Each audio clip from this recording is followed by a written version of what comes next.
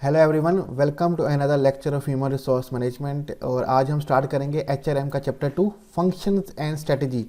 Chapter 2 है HRM का, जिसका नाम है फंक्शन एंड स्ट्रेटजी। और उसका टॉपिक हम पहला देखेंगे मैनेजमेंट एवोल्यूशन, कि मैनेजमेंट के अंदर एवोल्यूशन कैसे आया, उसमें डेवलपमेंट कैसे हुई, उसमें चेंजिंग कैसे हुई, हम उसके बारे में स्टडी करेंगे।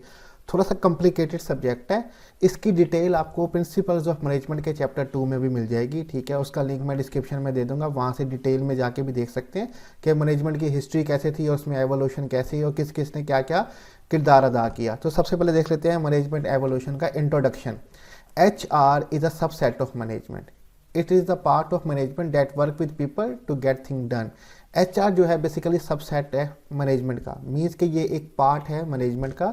मैनेजमेंट के 4 फंक्शंस होते हैं, उसमें एक ऑर्गेनाइजिंग होता है, चीज़ों को तरतीब देना, लोगों को हायर करना, ज़रूरियात पूरी करना, ठीक है। उसके ये इंपॉर्टेंट एक पार्ट है ऑर्गेनाइजिंग का। तो HR बेसिकली सबसेट है मैनेजमेंट का, ये एक हिस्सा है मैनेजमेंट का। It is the part of management, ये मैनेजमेंट का वो पार्ट है that work with people to get thing done, जो कि लोगों के साथ काम करता है ताकि जो चीज़ें हैं वो टाइम पे मुकम्मल हो सकें, ठीक है। ये वो पार्ट है मैनेजमेंट का जो वर्क करता है पीपल के साथ, लोगों के साथ, ताकि जो भी ऑब्जेक्टिव, जो भी गोल्स हैं वो टाइम पे प्रॉपर ठीक से हो सकें। तो ये मैनेजमेंट का वो हिस्सा है। नो मैटर हाउ लार्ज और small the organisation is, if there is even one people, चाहे ऑर्गेनाइजेशन जितनी भी बड़ी हो, ठीक है, चाहे उसमें बहुत सारे लोग हों, चाहे उसमें एक सिंगल एम्प्लॉय हो, फिर भी ये जो है HR बड़ा इंपॉर्टेंट होता है और ये मैनेजमेंट का इंपॉर्टेंट पार्ट है जो लोगों के साथ काम करता है कि चीज़ें कैसे डन करनी है। अगर आपकी एक छोटी सी शॉप है, वहाँ पे एक लड़का भी काम करता है, तो उसके लिए भी आपको ध्यान रखना पड़ता है, उसके लिए भी प्लानिंग, स्ट्रेटजी, सैलरी, टाइम, छुट्टी किस दिन करनी है, सब प्लान करना पड़ता है, जो कि HR की प्लानिंग के अंदर सब कुछ आ जाता है। HR plays an important role. In this chapter, we will learn about the role of HR in management, the functions of HR perform, and how HR empower people to accomplish the objectives of the organization. HR human resource जो है बड़ा important किरदार अदा करता है हर organisation के अंदर। इस चैप्टर के अंदर हम ये सीखेंगे कि role HR in management, HR के क्या रोल हैं मैनेजमेंट के अंदर, ठीक है, कि किसी भी कारोबार, किसी भी ऑर्गेनाइजेशन की मैनेजमेंट के अंदर ह्यूमन रिसोर्स का क्या किरदार होता है, ये स्टडी करेंगे। द फंक्शंस HR परफॉर्म, कौन से फंक्शंस हैं जो ह्यूमन रिसोर्स वाले, हर ऑर्गेनाइजेशन में HR डिपार्टमेंट होता है, तो कौन से फंक्शन जो हैं ये HR डिपार्टमेंट वाले परफॉर्म करते हैं, अदा करते हैं, उसके बारे में देखा जाएगा। And how HR empowers people to accomplish the objective, और किस तरह HR वाले एम्पावर करते हैं, डिसीजन मेकिंग की ताकत देते हैं लोगों को, ताकि जो ऑर्गेनाइजेशन के ऑब्जेक्टिव्स हैं इनको अकॉम्प्लिश किया जा सके, पूरा किया जा सके। इन सब चीज़ों के बारे में स्टडी की जाएगी इस चैप्टर के अंदर। तो हम आगे जाके देख लेते हैं मैनेजमेंट एवोल्यूशन, मैनेजमेंट में तब्दीली कैसी आई, एवोल्यूशन कैसे आया, तरक्की कैसे हुई, कैसे चीज़ें आसान हुई, पहले क्या था क्या नहीं था, उसके बारे में देखते हैं। तो thank your lucky star you weren't born 100 years early. Book में लिखा हुआ है कि अपने लकी स्टार को शुक्रिया अदा करें कि आप 100 साल पहले पैदा नहीं हो, ठीक है। Prior to 20th century management wasn't much of a science and employees had very few rights। 20वीं सदी से पहले, अब वो बता रहे हैं कि 20वीं सदी से पहले मैनेजमेंट का हाल क्या था। 20वीं सदी से पहले management was much of a science. Management जो थी वो ज़्यादातर साइंस से ताल्लुक़ नहीं रखती थी, मीन्स के कॉम्प्लेक्स प्रॉब्लम को सोल्व करने के कोई अच्छे प्रोसीजर या तरीक़ेकार नहीं बनाए जाते थे। And people had very few rights, और जो एम्प्लॉयज़ थे उनके पास बहुत ही कम राइट्स थे, हकूक़ थे। The work place was a harsh place to be and the few employment law that existed was largely ignored. जो काम करने की जगह थी वो बहुत हार्श होती थी, टफ कंडीशंस होती थी, कोई सिक्योरिटी के इंतजामात नहीं होते थे, कोई हेल्थ के लिए प्रॉपर सिस्टम नहीं होता था, और कुछ ही एम्प्लॉयमेंट के कानून थे जिनको मोस्टली या लार्जली इग्नोर कर दिया जाता था, कोई उसकी तरफ तवज्जो भी नहीं देता था।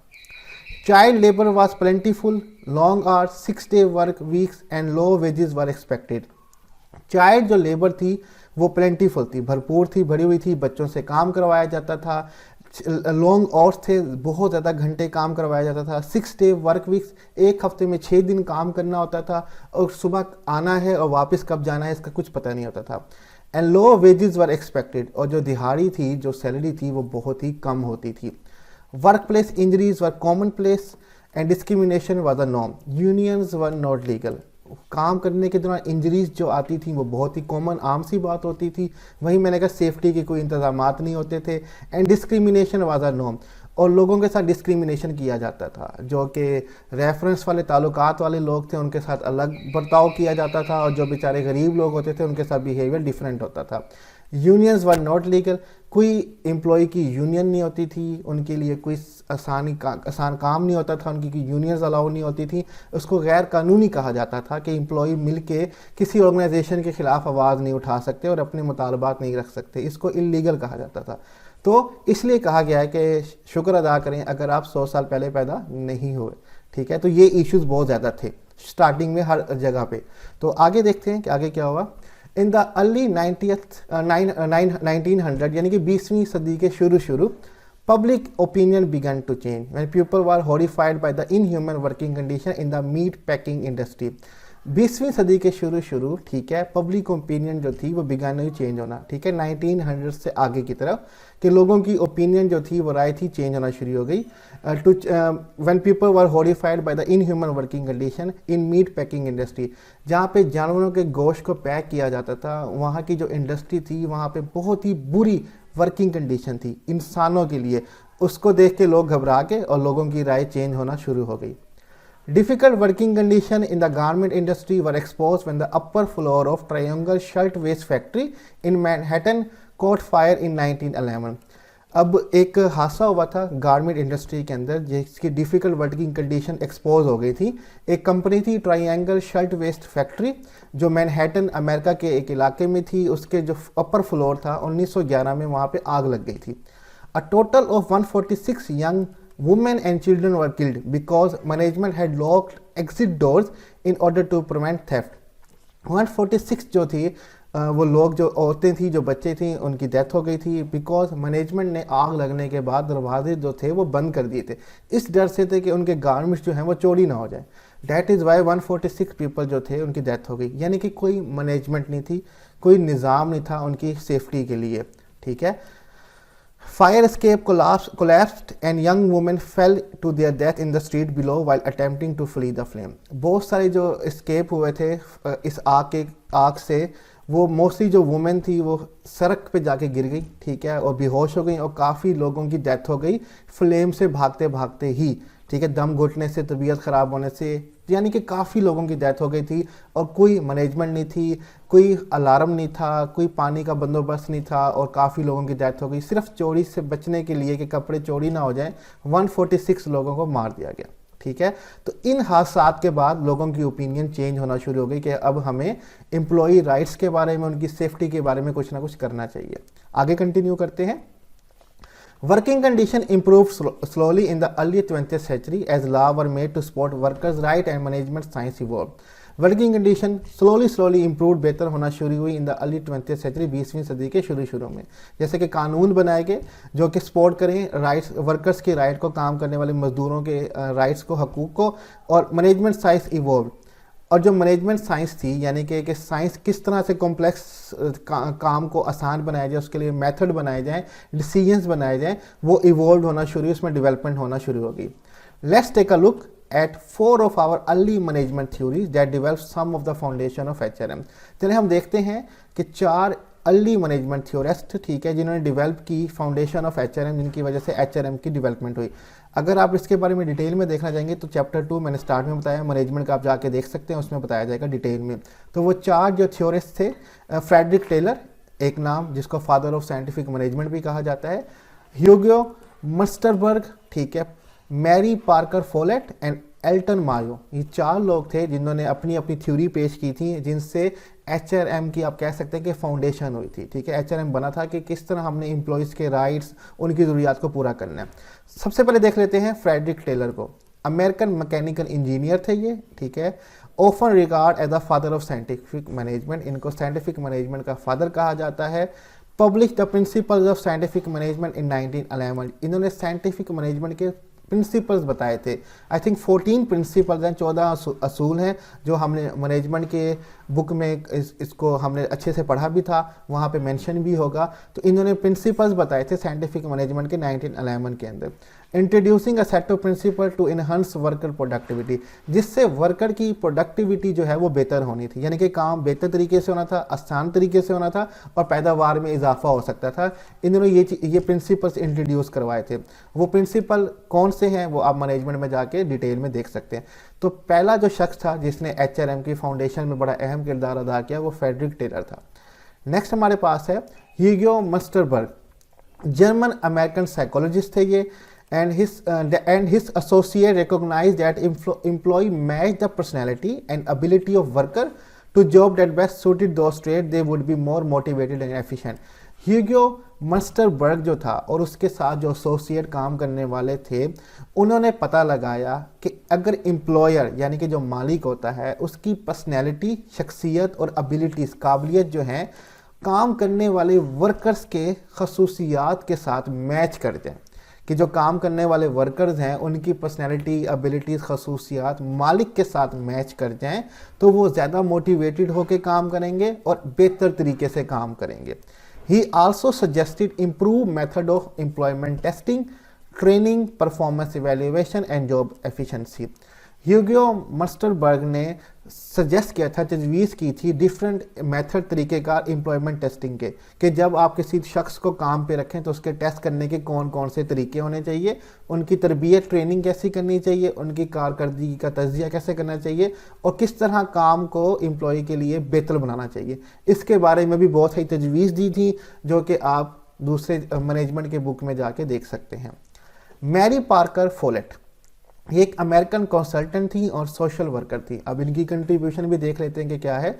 Mary Parker Follett, a social philosopher, ठीक है, एडवोकेटेड पीपल ओरिएंटेड ऑर्गेनाइजेशन, ये एक समाजी फिलोसफर थी। इनकी अपनी बातें होती थी, फिलोसफीज होती थी, नज़रिए होते थे और ये एडवोकेट करती थी, बहुत ज़्यादा तरजीह देती थी, एम्फसाइज करती थी पीपल ओरिएंटेड ऑर्गेनाइजेशन के ऐसी ऑर्गेनाइजेशन होनी चाहिए जहाँ पे लोग ग्रुप बना के, टीम बना के काम करें, इंडिविजुअल काम नहीं करना चाहिए। Her writing focus on groups as oppose to individual in the organization, जितना भी उन्होंने लिखा, ठीक है, उस पर वो फोकस करते थे कि ग्रुप पे काम करना चाहिए और वो इंडिविजुअल काम करने को अपोज करती थी, उसके मुखालिफ थी कि ऑर्गेनाइजेशन में सबको एज अ टीम बना के काम करना चाहिए, अकेले बिल्कुल भी काम नहीं करना चाहिए। Follett's belief help create today workplace emphasize on teamwork and group cohesiveness. ये फोलेट्स के ही बिलीव थे, यकीन थे, जिन्होंने बहुत मददगार साबित हुए कि क्रिएट कर सकें ऐसी वर्क प्लेस को जो जोर दे टीम वर्क के ऊपर और ग्रुप की कोहेसिवनेस को, हम आनगी को बढ़ावा दे कि लोग मिल के काम करना पसंद करें, ना कि अकेले काम करना पसंद करें। और ये बात फैक्ट है, हम जब भी कोई मुश्किल काम के लिए जाते हैं ग्रुप बना के जाते हैं, ठीक है। जैसे हम स्टूडेंट्स होते हैं, HOD से बात करनी हो 3-4 ग्रुप बना के जाते हैं कि मिल बांट के बात कर लेंगे। तो इसी तरह ग्रुप को एम्फसाइज किया गया और इंडिविजुअल वर्क के अपोज किया गया। तो मैरी पार्कर फोलेट थी जिनकी बिलीफ ने टीम वर्क को काफ़ी ज़्यादा आगे बढ़ा के HRM के अंदर फाउंडेशन रखी थी इसकी।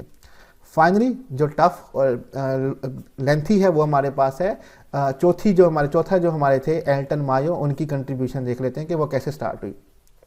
One of the greatest advances toward modern human resource management practices came when the group of researchers studied young women working at the Western Electric Hawthorne plant just outside the Chicago to determine if better lighting helped them to manufacture telephone relay more quickly.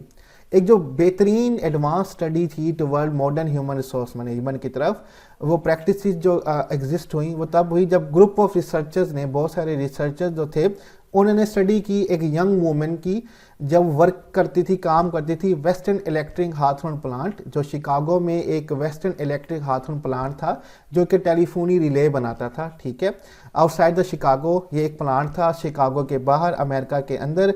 तो ये देखा गया कि अगर better lighting होगी plant के अंदर, यानी कि अगर लाइट अच्छी होगी प्लांट के अंदर, तो इससे जो मैन्युफैक्चरिंग है टेलीफोन रिले की, टेलीफोन के अंदर एक इंस्ट्रूमेंट होता है रिले, ठीक है, एक पार्ट होता है, वो बनाने में बहुत आसानी होगी और क्विकली जो एम्प्लॉयज़ हैं वो काम कर सकेंगे। यानी कि लाइट का प्रॉपर होना एम्प्लॉयज़ के काम करने में मददगार साबित होगा। ये रिसर्चर्स ने अपनी एक नतीजा निकाला, लेकिन अब इससे आगे मॉडिफाई किया गया।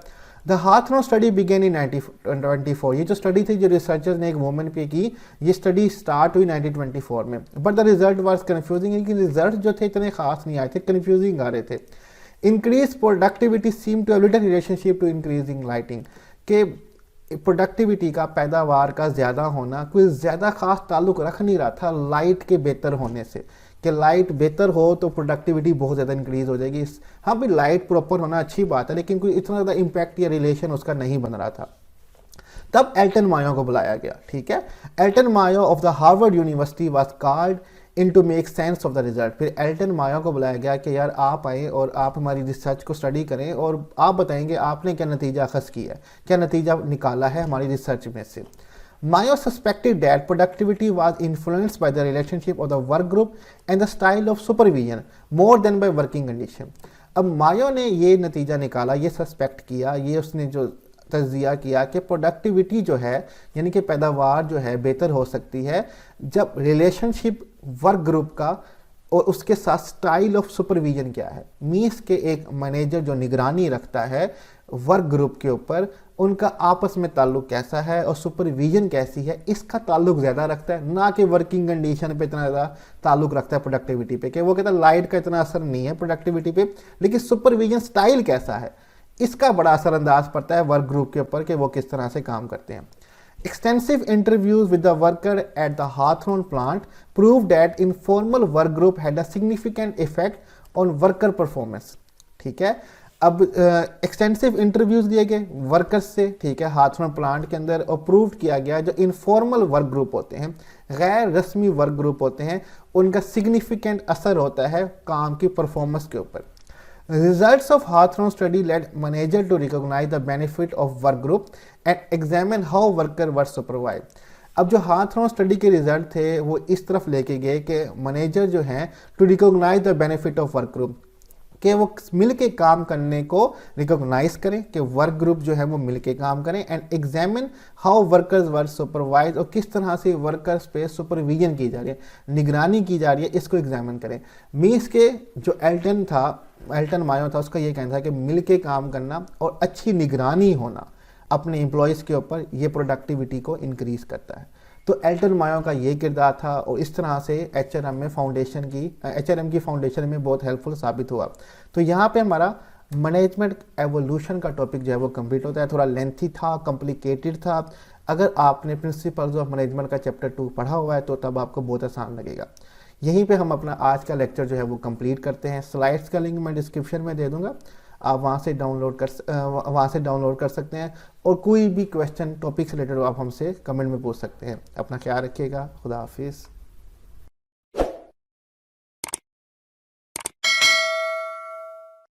Hello everyone, welcome to another lecture of Human Resource Management and today our topic is Functions of Management in HRM। Management के जो फंक्शंस हैं हम उनको HRM के अंदर देखेंगे। ये बेसिकली HRM का चैप्टर नंबर 2 है, फंक्शंस एंड स्ट्रेटजी, और हम देख रहे हैं functions of management in HRM।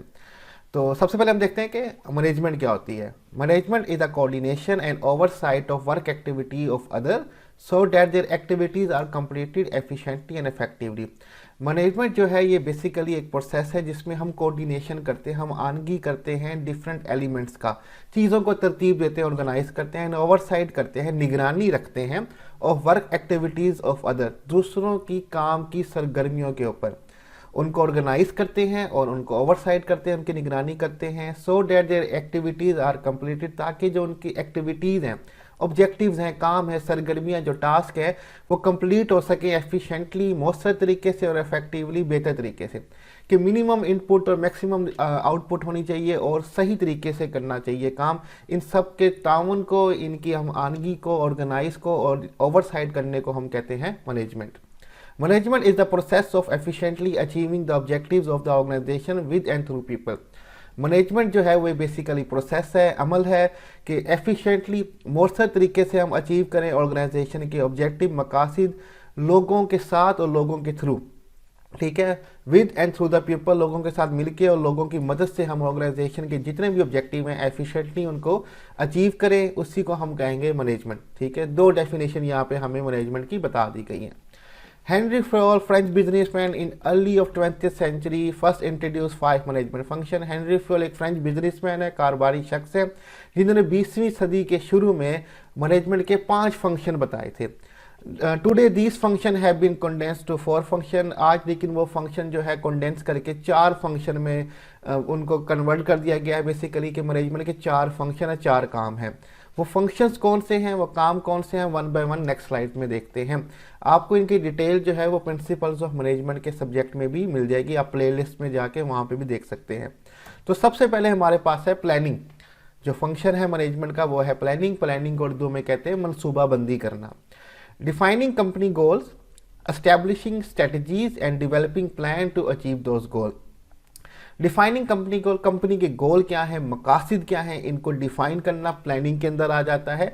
Establishing strategy and developing plan to achieve those goal, फिर उन गोल को अचीव करने के लिए जो स्ट्रेटजीज है, हिकमत अमली, ठीक है, या प्लानिंग या मनसूबाबंदी जो है वो डेवलप की जाती है. उससे वो भी प्लानिंग के अंदर सारी एक्टिविटीज़ हमारे पास आ जाती है.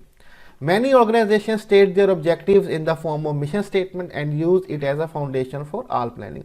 बहुत सारी ऑर्गेनाइजेशंस हैं, ठीक है, वो अपने ऑब्जेक्टिव्स को, मकासद को स्टेट करती है in the form of mission statement कि पर्पस क्या है ऑर्गेनाइजेशन का. मिशन स्टेटमेंट कहते हैं statement of purpose of organisation, कि ऑर्गेनाइजेशन के एग्जिस्ट करने का पर्पस क्या है. ठीक है, इसको भी आप मैनेजमेंट और मार्केटिंग में जाके अच्छे से देख सकते हैं. ठीक है, कि मिशन स्टेटमेंट होता क्या है. तो बहुत सारी ऑर्गेनाइजेशन जो है वो अपने ऑब्जेक्टिव को मिशन स्टेटमेंट में फॉर्म करते हैं, और यही मिशन स्टेटमेंट जो है वो फाउंडेशन होती है प्लानिंग की, कि यही जो हमारा पर्पस है इसी के मुताबिक हमारी प्लानिंग, स्ट्रेटजी सब कुछ होना चाहिए. तो पहला फंक्शन जो है मैनेजमेंट का वो है प्लानिंग, मनसूबाबंदी करना कि ऑर्गेनाइजेशन के गोल्स क्या होंगे, फिर स्ट्रेटजीज बनाना, फिर प्लानिंग करना, किस तरह से उन गोल्स को अचीव करना है. सेकेंड हमारे पास है ऑर्गेनाइजिंग, तरतीब देना. ठीक है, काम को तरतीब देना, लोगों को हायर करना, कौन सा शख्स कौन सा काम करेगा, उस काम के लिए क्या क्या इक्विपमेंट, मशीनरीज, इंस्ट्रूमेंट चाहिए होंगे, सब चीज़ों को तरतीब देना. ये दूसरा फंक्शन है एचआर का, organizing. Arranging and organizing things to accomplish organizational goal. ठीक है, चीज़ों को अरेंज करना, ठीक है, उनको तरतीब देना, ये सब चीज़ें जो करना जो होता है ताकि हम ऑर्गेनाइजेशन के जो गोल्स हैं उनको अकॉम्प्लिश कर सके, मुकम्मल कर सके. ठीक है, यही ऑर्गेनाइजिंग कहलाती है. Determine what tasks are to be done, who is to do them and how it will be done. ये पता लगाना कि कौन से टास्क हमें करने हैं, कौन शख्स वो टास्क करेगा और किस तरह से करेगा. ये सब का सब ऑर्गेनाइजिंग के फंक्शन में आ जाता है कि चीज़ों को तरतीब देना कि क्या काम करना है, कौन करेगा, किस तरह से करेगा. ये सारी की सारी जो चीज़ें हैं ये ऑर्गेनाइजिंग के फंक्शन में आ जाती हैं. Manager must acquire and implement equipment, financial resources, technology, inventory and service necessary to support workers so they can do their job well and support organization objective. जो मैनेजर होता है उसको लाजमी चाहिए कि वो एक्वायर करे और इम्प्लीमेंट करे इक्विपमेंट, जो भी आलात चाहिए वो हासिल करे और उनको इम्प्लीमेंट करे. जितना भी फाइनेंशियल रिसोर्सेज चाहिए, मालियाती वसाइल चाहिए, उनको हासिल करे और जिस डिपार्टमेंट में जितना जितना चाहिए उनको इम्प्लीमेंट करे. नई टेक्नोलॉजी हासिल करे, फिर उसको ऑर्गेनाइजेशन में इम्प्लीमेंट करें. जो इन्वेंटरी लिस्ट ऑफ आइटम चाहिए, हमें इन्वेंटरी कहते हैं लिस्ट ऑफ आइटम को, जो भी ऑफिस सप्लाईज चाहिए, इन्वेंटरी चाहिए, वो ऑर्गेनाइजेशन को दे. जो सर्विसेज, ठीक है, जो एक्टिविटी चाहिए अपने एम्प्लॉयज़ को नेसेसरी है उनके काम के सपोर्ट करने के लिए, उनके काम को पूरा करने के लिए, वो सब फराहम किए जाएं ताकि ऑर्गेनाइजेशन के जो ऑब्जेक्टिव हैं वो पूरे हो सके. ये सारे के सारे जो काम हैं ये ऑर्गेनाइजिंग के फंक्शंस के अंदर हमारे पास आ जाते हैं. तो यहाँ हमारे पास प्लानिंग और ऑर्गेनाइजिंग दोनों फंक्शन हो गए. नेक्स्ट हमारे पास है लीडिंग. ठीक है, लोगों को डायरेक्शन देना, इनकरेज करना. ठीक है, ये तीसरा फंक्शन हमारे पास मैनेजमेंट का आ जाता है. The leading function is responsible for inspiring efforts and establishing a culture of sports and productivity. Leading function जो है, ये जो तीसरा फंक्शन है हमारे पास मैनेजमेंट का, ये रिस्पॉन्सिबल है, ये जिम्मेदार है कि एम्प्लॉयज़ की एफर्ट्स को मुतासिर करना, इंस्पायर करना. ठीक है, ऐसा कल्चर बनाना जो प्रोडक्टिविटी और स्पोर्ट को इनकरेज करे. ठीक है, कि एक दूसरे की मदद करनी है, सपोर्ट करनी है, पैदावार को बढ़ाना है. Leaders ensure that the right people with appropriate skills are on the job and motivate them to levels of high productivity. Leaders जो हैं, जो मैनेजर्स होते हैं, इनको इंश्योर करना है कि सही पीपल को हायर किया जाए. ठीक है, ensure right people with appropriate skills, कि सही लोगों को हायर करना है जो उनके पास महारतें हैं उसके हिसाब से जॉब के अंदर, and motivate them to level of high productivity, और पैदावार को बढ़ाना है। ठीक है, उनको मोटिवेट करना है कि पैदावार को, प्रोडक्टिविटी को इंक्रीज किया जाए। ठीक है, ये लीडर को इंश्योर करना है कि सही तरह के लोग सही काम के लिए हों, उनके पास सही महारतें हों। ठीक है, और उनको मोटिवेट करना है कि वो पैदावार बढ़ाएं। ये तीसरा फंक्शन हमारे पास लीडिंग का हो जाता है। फोर्थ हमारे पास है कंट्रोलिंग, चीज़ों को कंट्रोल करना, निगरानी रखना कि वो हाथ से बाहर ना निकल जाए। ये चौथा फंक्शन है हमारे पास मैनेजमेंट का। Monitoring activity to ensure that employ are working properly so organisation goal can be accomplished as plan. Monitoring activity के दूसरों पे निगरानी रखने की सरगर्मी इस बात को श्योर करती है कि एम्प्लॉय जो है वो सही तरीके से अपना पूरा काम कर रहे हैं और ऑर्गेनाइजेशन के जो गोल हैं वो अचीव हो रहे हैं जैसे कि प्लान किया गया। यानी कि जो टाइम लिमिट है, जिस तरह से चीज़ें सेट की गई हैं, वो पूरी की पूरी कंट्रोल में होनी चाहिए हमारे। Controlling involve determining what to measure, monitoring performance and comparing result to goal. Controlling involve करती है डिटर्मिनिंग व्हाट टू मेजर, कि क्या चीज़ें हमें मेजर करनी है, किन चीज़ों की पैमाइश करनी है, कि हमें मेजर करनी है प्रोडक्टिविटी इंक्रीज हुई या ना हुई, हमें प्रॉफिट ज़्यादा हुआ या ना हुआ, कारकर्दगी को मॉनिटर करना है, और कंपेयरिंग रिजल्ट करने हैं हमें अपने गोल्स के, कि रिजल्ट हमारे जो आए हैं कि वो हमारे गोल्स के मुताबिक हैं या नहीं हैं। If performance fall short of goal, processes are examine to determine how to improve. अगर हमारी कारकर्दगी जो है वो फॉल कर जाए, शॉर्ट हो जाए अपने गोल को अचीव करने के लिए, तो प्रोसेसेस को हम एग्जामिन करते हैं। जो अमल हमने इस्तेमाल किए थे गोल हासिल करने के लिए उसको एग्जामिन किया जाता है और मालूम किया जाता है कि हम किस तरह से इनको इम्प्रूव कर सकते हैं। जो कहते हैं ना कंटिन्यूअस इंप्रूवमेंट, हमने चैप्टर 1 में देखा था, यहाँ पे वही बात हो रही है कि किस तरह से हम अपने आप को इम्प्रूव कर सकते हैं। तो ये चौथा फंक्शन हमारे पास कंट्रोलिंग हो जाता है मैनेजमेंट के अंदर। तो यहाँ पे हमारा टॉपिक जो है functions of management in HRM वो कंप्लीट हो जाता है। स्लाइड्स का लिंक मैं डिस्क्रिप्शन में दे दूंगा, आप वहाँ से डाउनलोड कर सकते हैं, और कोई भी क्वेश्चन हो टॉपिक से रिलेटेड आप हमसे कमेंट में पूछ सकते हैं। अपना ख्याल रखिएगा, खुदा हाफिज़।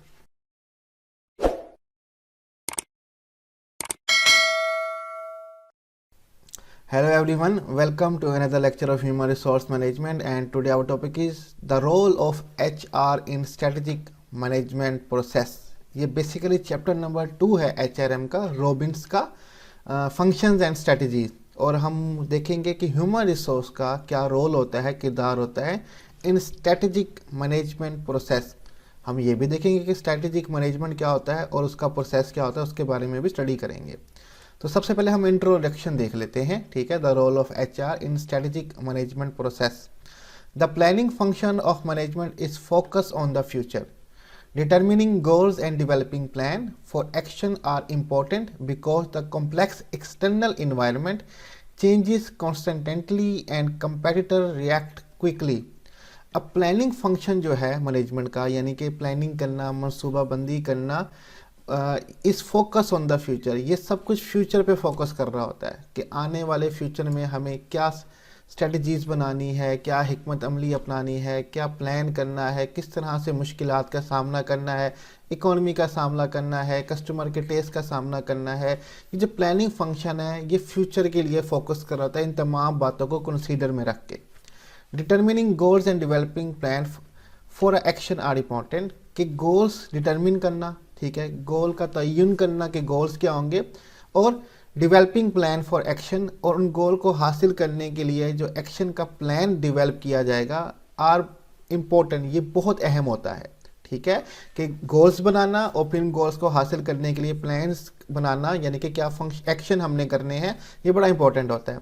Because the complex external environment changes, जो कॉम्प्लेक्स इन्वायरमेंट है यानी कि जिस माहौल में हम रहते हैं वहाँ की political condition, economical condition, technological condition जो है वो कॉन्स्टेंटली चेंज होती रहती है, ठीक है, पेचीदा होती है और हमेशा चेंज होती रहती है। एक्सटर्नल इन्वायरमेंट का मतलब है ऑर्गेनाइजेशन के बाहर का माहौल, वो इकोनॉमिकल, पॉलिटिकल, कल्चरल, टेक्नोलॉजिकल, ये माहौल को कहते हैं हम, ठीक है। एंड कंपेटिटर रिएक्ट क्विकली, और जो हमारे मुकाबलेबाज वाली कंपनी होती है वो भी बहुत जल्दी से मूव कर रही होती है, वो भी रिएक्ट कर रही होती है बहुत जल्दी से, वो भी अपनी स्ट्रेटजीज बना रही होती है, ठीक है, वो भी बाहर के माहौल के हिसाब से अपनी स्ट्रेटजीज या प्लानिंग को चेंजिंग कर रही होती है। तो हमें इन सब का सामना करने के लिए प्लानिंग करनी पड़ती है। The ability to think strategically means anticipating environmental changes and the action of competitor and get ahead of competitor by taking competitive advantage। अब strategically एबिलिटी होना सोचने की, हमारे पास काबिलियत होना कि अपनी हिकमत अमली के हिसाब से सोचें, यानी कि हम एंटिसिपेटिंग करें एनवायरमेंटल चेंजिंग, हम अंदाज़ा लगा रहे हैं कि आने वाले वक्त में क्या चेंज होने वाला है, ठीक है, पॉलिटिकल कंडीशन क्या होने वाली है, इकोनॉमिकल कंडीशन क्या होने वाली है। तो ये सोचना जो है, ये काबिलियत जो है बड़ी इंपॉर्टेंट होती है। And the actions of competitor, और हमारे कंपेटिटर आने वाले वक्त में क्या करने वाले हैं, क्या वो कोई न्यू प्रोडक्ट लॉन्च करने वाले हैं, ठीक है, तो हमें पहले से तैयार रहना चाहिए उसके लिए, या क्या वो एक्शन करने वाले हैं, इसके लिए भी एबिलिटी होना कि सोचना कि वो क्या करने वाले हैं। And get ahead of competitor, और ये सब करते हुए अपने कंपेटिटर से आगे रहना बाय टेकिंग कंपेटिटिव एडवांटेज, और उनसे कंपेटिटिव एडवांटेज लेना। अब कंपेटिटिव एडवांटेज क्या होता है कि आपके पास कुछ ऐसी सलाहियत हो या ऐसी कोई यूनिक चीज़ हो जो आपके मुकाबलेबाज वाली कंपनी के पास ना हो। अब कंपेटिटिव एडवांटेज की हमने यहाँ पे डेफिनेशन भी बताई है। Competitive advantage means something unique to the organisation that competitor can't imitate copy. Competitive advantage का मतलब होता है कि ऑर्गेनाइजेशन के पास कुछ ऐसी यूनिक चीज़ है जिसका जो कंपेटिटर है वो कॉपी नहीं कर सकता उस चीज़ को, चाहे वो उसकी सर्विस हो, चाहे उसका प्रोडक्ट हो, चाहे उसके एम्प्लॉय हो, चाहे उसकी टीम हो, कुछ भी हो सकता है जो आपकी कंपनी के पास अपने कंपेटिटर से बेहतर हो सकता है और आप उनसे आगे निकल सकते हो, ठीक है। अभी इंट्रो हमारा कंटिन्यू हो रहा है, हम आगे भी देखते हैं, ठीक है। How does HRM get involve in the strategic management process, किस तरह से ह्यूमन रिसोर्स मैनेजमेंट जो है वो खुद को इन्वॉल्व करता है strategic management process. Strategic management एक कंप्लीट सब्जेक्ट है जो BBA और MBA वालों को आने वाले सेमेस्टर्स में पढ़ाया भी जाता है, ठीक है, हिकमत अमली का निज़ाम चलाना।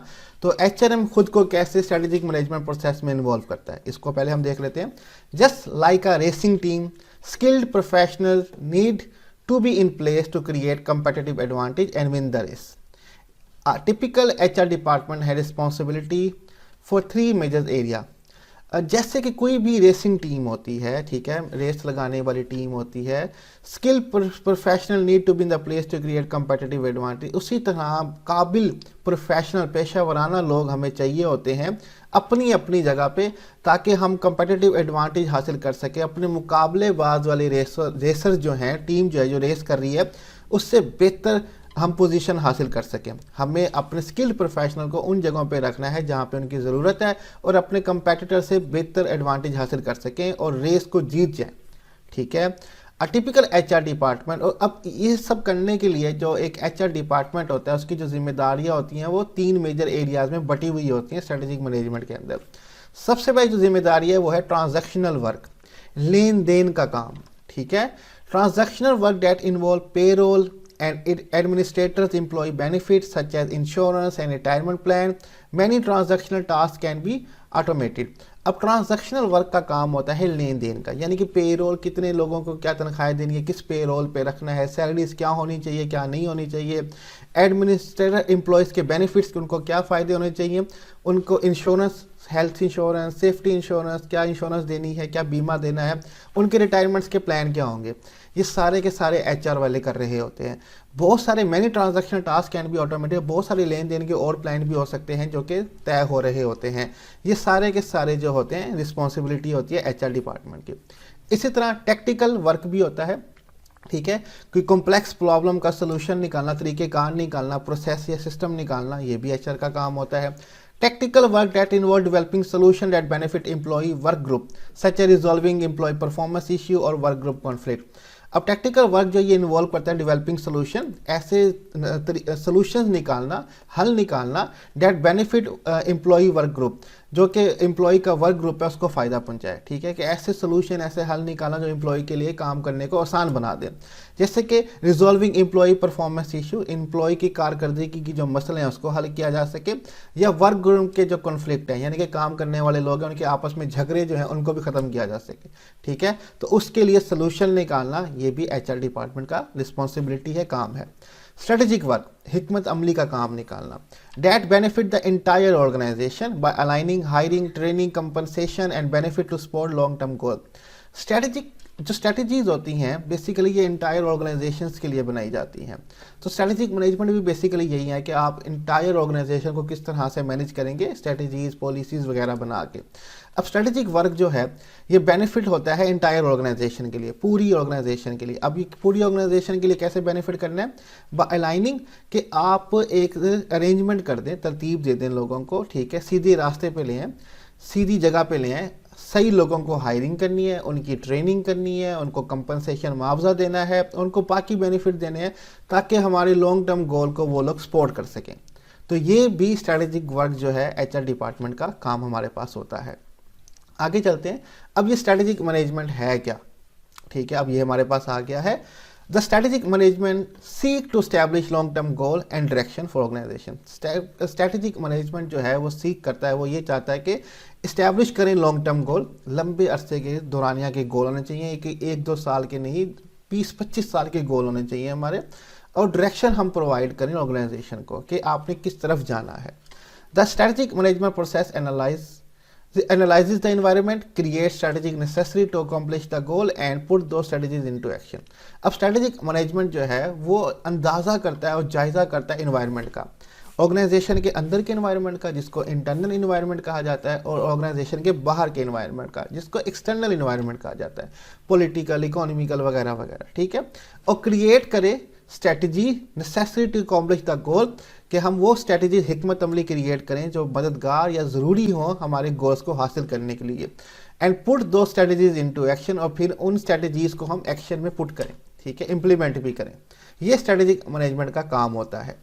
The role of HR in this process is to determine the best way to align the people in the organization so they are best able to assist the organization to achieve those goals। अब HR का काम क्या है कि इस process के अंदर, इस अमल के अंदर, कि वो पता लगाए, डिटरमिन करे, तलाश करे, ठीक है, the best way to align the people, ठीक है, तयन करे या तलाश करे या तरीकाकार एक बनाए जिससे बेस्ट वे से, सबसे बेहतरीन तरीके से अलाइन किया जा सके लोगों को उनकी जगह पे पहुंचाया जा सके ऑर्गेनाइजेशन के अंदर, कि वो ऑर्गेनाइजेशन के गोल को हासिल करने के लिए बेहतरीन तरीके से असिस्ट कर सकें, हेल्प कर सकें। यही एचआर का काम होता है। Let's see the strategic management process in next slide. Strategic management का जो प्रोसेस है, एक डायग्राम है, हम वो नेक्स्ट स्लाइड में देखते हैं कि किस तरह से है स्ट्रैटेजिक मैनेजमेंट प्रोसेस। सबसे पहले स्ट्रैटेजिक एनालिसिस, ठीक है, इसमें हम कंपनी का मिशन, कोर वैल्यूज और कल्चर और एनालाइज एनवायरनमेंट हम करते हैं, ठीक है। एनवायरनमेंट को देखते हैं, कंपनी के कोर वैल्यूज और कल्चर को देखते हैं, मिशन को देखते हैं। नेक्स्ट है स्ट्रैटेजी फॉर्मुलेशन। फिर हमने स्ट्रैटेजी फॉर्मुलेट करनी होती है कि कैसे हम अपने कंपनी के मिशन, कोर्स, वैल्यू, कल्चर को अकॉम्प्लिश कर पाएंगे, उन पे चल पाएंगे। कॉर्पोरेट स्ट्रैटेजी बनानी होती है, बिजनेस स्ट्रैटेजीज बनानी होती है, फंक्शनल स्ट्रैटेजीज बनानी होती है। कॉर्पोरेट कहते हैं ग्रुप ऑफ कंपनीज या ग्रुप ऑफ बिजनेसेस, ठीक है। अब हर कॉर्पोरेशन की बहुत सारे बिजनेसेस होते हैं, जैसे यूनिलीवर है, उसकी टी कंपनी है, लिप्टन है, सुप्रीम है, इसी तरह उसकी शैम्पू की कंपनी है, सनसिल्क है, ठीक है, हेड एंड शोल्डर है, सोप में लक्स है, इसी तरह उसके आप कह सकते हैं सर्फ की कंपनी है, सर्फ एक्सेल वगैरह है, तो उसकी डिफरेंट बिजनेस है। तो कॉर्पोरेट की स्ट्रेटजी अलग, बिजनेस की स्ट्रेटजी अलग, और हर बिजनेस के अपने फंक्शनल एरियाज हैं, मार्केटिंग है, फिनांस है, ऑपरेशन है, प्रोडक्शन है, उनकी स्ट्रेटजीज अलग। इसी तरह फिर स्ट्रेटजी इम्प्लीमेंटेशन, इम्प्लीमेंट करेंगे स्ट्रेटजीज को, और फिर स्ट्रेटजीज का रिजल्ट क्या आया है उनको एवेल्युएट करेंगे। ये कंप्लीट एक प्रोसेस है जो डायग्राम में हमें बताया गया। हम ब्रीफली सबका 1 बाय 1 देख लेते हैं। स्ट्रेटजिक एनालिसिस को ज़रा डिटेल से, बाकी दोनों को शॉर्ट में हम देख लेंगे। तो सबसे पहले स्ट्रेटेजिक एनालिसिस, ठीक है। Mission, reason and organisation exist. Mission कहते हैं हर कंपनी का अपनी मिशन होता है, मिशन स्टेटमेंट होता है। रीजन के ऑर्गेनाइजेशन एग्जिस्ट क्यों करती है, ठीक है, कि हर कंपनी अपना एक मिशन स्टेटमेंट बनाती है। जैसे कि वॉलमार्ट एक कंपनी है, रिटेल स्टोर है अमेरिका के अंदर, उनका मिशन स्टेटमेंट है सेव मनी लिव बेटर। हम ऐसी दुकानें चलाते हैं कि जहाँ पे आपको मौका मिले पैसे बचाने का और ज़िंदगी अच्छी तरीके से गुजारने का। उनका मिशन स्टेटमेंट यह है कि हमारे एग्जिस्ट होने का यही मकसद है कि आप पैसे बचाएं और अच्छी ज़िंदगी गुजारें। तो हम इसको डिटेल में देखते हैं मिशन स्टेटमेंट को। Brief statement explaining an organisation purpose. ये एक ब्रीफ स्टेटमेंट होती है, तहरीर होती है जो एक्सप्लेन करती है, जो बताती है ऑर्गेनाइजेशन का पर्पज़ क्या है, मकसद क्या है। The mission statement is important because it's the foundation on which every decision in the organisation should be made. The mission statement होती है, ये बेसिकली बहुत इंपॉर्टेंट है बिकॉज ये फाउंडेशन है कि हमने जितने भी ऑर्गेनाइजेशन की डिसीजन बनानी है वो अपनी मिशन की बुनियाद पे बनानी है, ठीक है, कि हमारा मकसद क्या है हमें वो नहीं भूलना। तो जितनी भी डिसीजन होंगी वो इसी बुनियाद पे होंगी, उसकी फाउंडेशन क्या होगी, हमारा मिशन स्टेटमेंट होगा। मिसाल के तौर पे गूगल है, उसका मिशन स्टेटमेंट हमें बताया गया है। Google mission statement, organise the world's information and make it universally accessible and usable. इस तरीके से हम दुनिया की मालूमात को, इन्फॉर्मेशन को तरतीब दें कि सब लोगों के लिए वो एक्सेसिबल हो, यूनिवर्सली पूरी दुनिया में, ग्लोब में वो लोगों को एक्सेसिबल हो, लोग उसको हासिल कर सकें, एंड यूजफुल हो उसके यूज़ भी कर सकें, इस्तेमाल भी कर सकें। इस तरह से हमें दुनिया भर की इंफॉर्मेशन को ऑर्गेनाइज करना, तरतीब करना है। Clarify exactly what the company is about for all organisation member. और ये बात, अब ये मिशन स्टेटमेंट एग्जैक्टली क्लैरिफाई कर रही है कि कंपनी क्या करती है, और तमाम एम्प्लॉयज़ को ये बात क्लियर होनी चाहिए कि कंपनी का मकसद क्या है। तो मिशन स्टेटमेंट बेसिकली हमारे लिए फाउंडेशन होते हैं कि हमें डिसीजन जो लेने हैं वो इसी की बुनियाद पे लेने हैं। स्ट्रेटेजिक एनालिसिस हमने कंटिन्यू किया है, ठीक है। कोर वैल्यू एंड कल्चर, हर ऑर्गेनाइजेशन के कोर वैल्यूज़ होते हैं। वैल्यूज़ कहते हैं आप जिन बातों पे यकीन करते हैं, पॉलिसीज, प्रोसीजर, रूल्स, ठीक है, उसकी सकाफत होती है। Core values are the believes of organisation about acceptable behaviour. Core values basically believes हैं, यकीन है ऑर्गेनाइजेशन के लिए कि कौन से रवैये या बिहेवियर जो हैं जो एक्सेप्टेबल होंगे, ठीक है, और कौन से रवैये जो हैं वो अनएक्सेप्टेबल होंगे, जो हम नहीं उनको कबूल करेंगे। जैसे कि टाइम पे लेट आना, ये अनएक्सेप्टेबल है। टाइम पे आना एक्सेप्टेबल है, ठीक है। ब्रेक टाइम खाना खाना एक्सेप्टेबल है, काम के दौरान खाना खाना एक्सेप्टेबल नहीं है। तो कौन से बिहेवियर जो होंगे वो एक्सेप्टेबल होंगे, ये कोर वैल्यू कहलाती हैं। Culture is the way organisation member demonstrate core values on the daily basis by the way they treat each other and the public. अब जो ऑर्गेनाइज कल्चर है, इसको सकाफत कहते हैं। ये ऑर्गेनाइजेशन का ये इज़ अ वे, ये तरीकाकार है कि किस तरह से ऑर्गेनाइजेशन के जो मेंबर हैं वो डिमॉन्स्ट्रेट करेंगे, दिखाएंगे अपने कोर वैल्यूज़, जो उनके रूल्स और पॉलिसीज हैं उनको किस तरीके से वो फॉलो करते हैं डेली बेसिस के अंदर, किस तरह से एक दूसरे को ट्रीट करते हैं और आवाम को ट्रीट करते हैं। ये उनका कल्चर कहलाएगा। ऑर्गेनाइजेशन का कल्चर कैसा है, फ्रेंडली है, सख्त है, अच्छा है, कैसा है, वो सारा का सारा कल्चर आपको बता देगा ट्रीटिंग अदर पीपल और पब्लिक के साथ। It include the way acceptable and unacceptable behaviour are handle. अब इसमें देखना क्या होता है कि हमने एक्सेप्टेबल तरीक़ेकार कौन से हैं और अनएक्सेप्टेबल बिहेवियर को, रवैये को किस तरह से हैंडल करना है।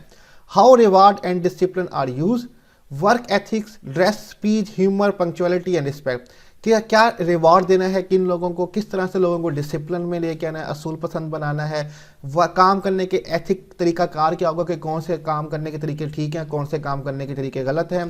ड्रेस क्या होनी चाहिए, क्या किस तरह से बोलना चाहिए, कौन सा ह्यूमर मजाक अलाउ है, कौन सा ह्यूमर अलाउ नहीं है, पंक्चुअलिटी, टाइम पे सबको आना चाहिए और दूसरों की इज्जत करनी चाहिए।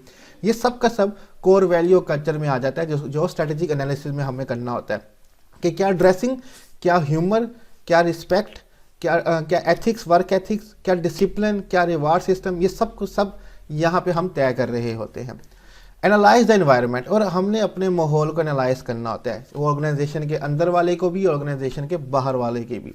Starting point of any strategy in is an objective analysis of the current situation. किसी भी ऑर्गेनाइजेशन का जो स्टार्टिंग पॉइंट होता है वो स्ट्रैटेजी ये होती है उसकी कि हमने एनालिसिस करना है हमारी करंट सिचुएशन का, कि अभी हमारी सूरत हाल कैसी है, ठीक है।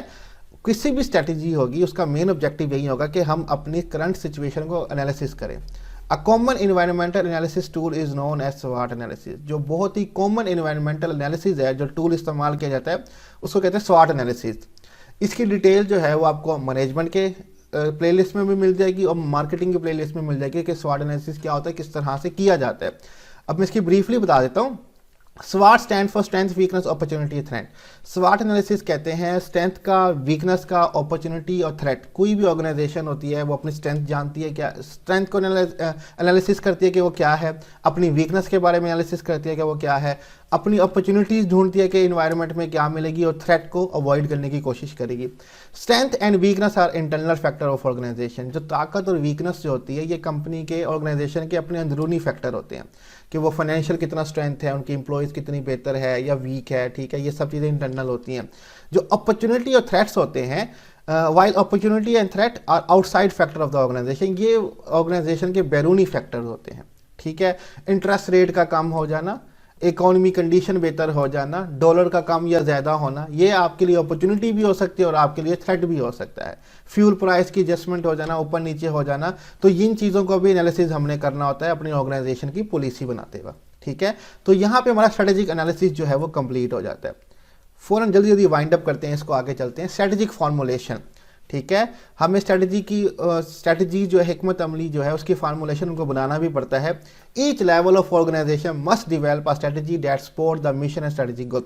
ऑर्गेनाइजेशन के चाहे कोई भी लेवल हो, टॉप लेवल हो, मिडिल लेवल हो, या आपके पास फर्स्ट लाइन मैनेजर हो या लोअर लेवल हो, हर लेवल पे हमें डेवलप करनी पड़ती हैं स्ट्रेटजीज जो सपोर्ट करें कंपनी या ऑर्गेनाइजेशन के मिशन को और उनके गोल्स को। The CEO and other top executive develop corporate level strategy.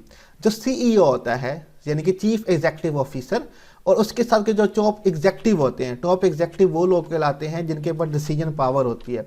Chief finance officer, chief marketing officer, ये लोग जो होते हैं ये कॉर्पोरेट लेवल पे स्ट्रेटजी बना रहे होते हैं, यानी कि वो स्ट्रेटजी जो पूरी इंटायर ऑर्गेनाइजेशन पे, उनकी ब्रांचेस पे, सब पे इंप्लीमेंट की जाएगी, ये वो स्ट्रेटजीज बना रहे होते हैं। डिटेल आपको मैनेजमेंट में जाके मिल जाएगी। If there are different business unit they must each create strategy that support the overall corporate strategy. अगर उस कॉर्पोरेशन के डिफरेंट बिजनेस यूनिट है, जैसे मैंने आपको बताया कि यूनिलीवर एक बहुत बड़ी कॉर्पोरेशन है, फिर उसके अपने बिजनेस यूनिट्स हैं, वो साबुन भी बनाती हैं, वो टी का काम भी करती हैं, वो सर्फ का काम भी करते हैं, जैसे सर्फ एक्सल है उनके पास, लिप्टन है, आपके पास सनसिल्क है, लक्स है, ठीक है, आपके पास क्या कहते हैं हेड एंड शोल्डर है, डिफरेंट बिजनेस यूनिट है। फिर हर बिजनेस यूनिट के लिए भी आपको मस्ट है कि स्ट्रेटजी क्रिएट करनी पड़ेगी जो सपोर्ट करे ओवरऑल कॉर्पोरेट स्ट्रेटजी को, यानी कि हर बिजनेस की भी स्ट्रेटजीज अलग से बनानी पड़ेगी।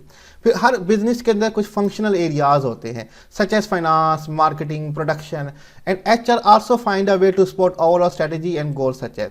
फिर उनके लिए भी आपको स्ट्रेटजी बनानी पड़ेगी, चाहे वो फाइनेंस हो, मालियाती काम हो, मार्केटिंग हो, प्रोडक्शन हो, एचआर को फाइंड करना है वे कि वो सपोर्ट करे ओवरऑल स्ट्रेटजी एंड गोल्स को, ठीक है, उनके लिए भी स्ट्रेटजी बनानी है। अब मार्केटिंग में क्या स्ट्रेटजी हो जाती है?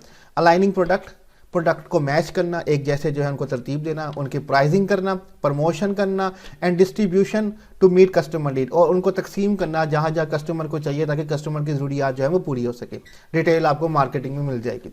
इसी तरह फाइनेंस, मैनेजिंग कैपिटल एफिशिएंटली, जितना पैसा चाहिए उसको मैनेज करना एफिशिएंटली, ठीक है, किस डिपार्टमेंट में कितना पैसा चाहिए, कारोबार को कितना पैसा चाहिए, सबको मैनेज करना बेहतरीन तरीके से, मौसर तरीके से।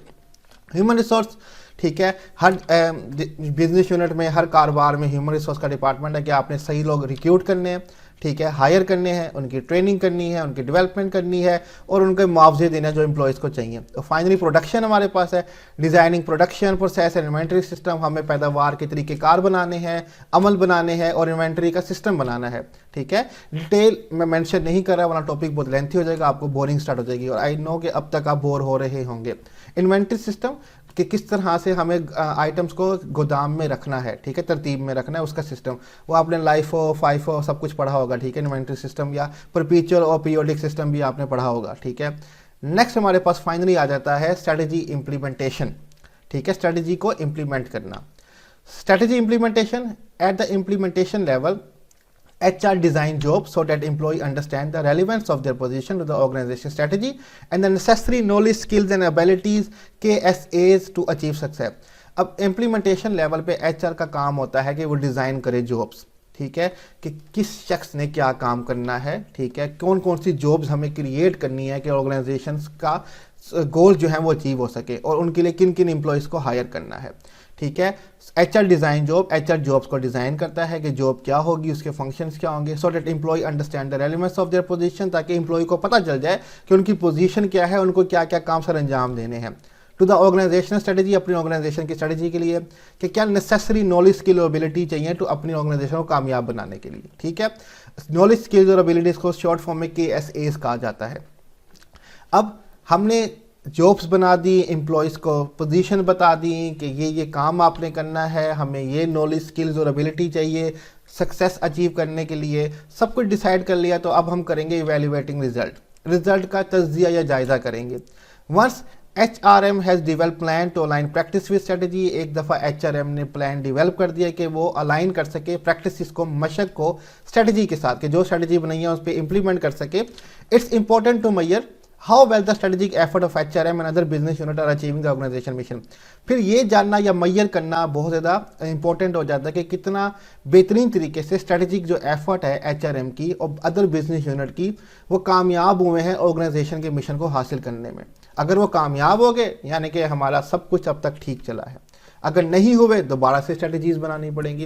Quantitative assessment use to measure the effectiveness of business practices, different metrics और टूल का इस्तेमाल किया जाता है। एक क्वांटिटेटिव मेजरमेंट है मिकदार की असेसमेंट, ठीक है, मिकदार के असासे लगाना कि मेजर करना कि कितना बेहतरीन हमारी ऑर्गेनाइजेशन की बिजनेस प्रैक्टिसेस रही, क्या हम बेहतर रिजल्ट जनरेट कर सके कि नहीं कर सके, वो असेसमेंट, वो मेजरमेंट डिफरेंट लेवल तरीक़ों से की जा सकती है। हम देख सकते हैं कि पिछले साल से मुनाफा ज़्यादा हुआ या नहीं, एम्प्लॉय नौकरी छोड़ के तो नहीं जा रहे, वगैरह वगैरह। डिफरेंट टूल्स का इस्तेमाल किया जा सकता है, उसकी डिटेल हम बाद में देख लेंगे। तो यहाँ पे हमारा role of HR in strategic management process जो है वो कंप्लीट हो जाता है। आई नो लेक्चर लेंथी था, बट समझाने के लिए इसको डिटेल में जाना पड़ा। आप स्लाइड्स का लिंक डिस्क्रिप्शन में ढूंढ सकते हैं, ठीक है, और कोई भी क्वेश्चन टॉपिक से रिलेटेड आप कमेंट में हमसे पूछ सकते हैं। अपना ख्याल रखिएगा, खुदा हाफिज़।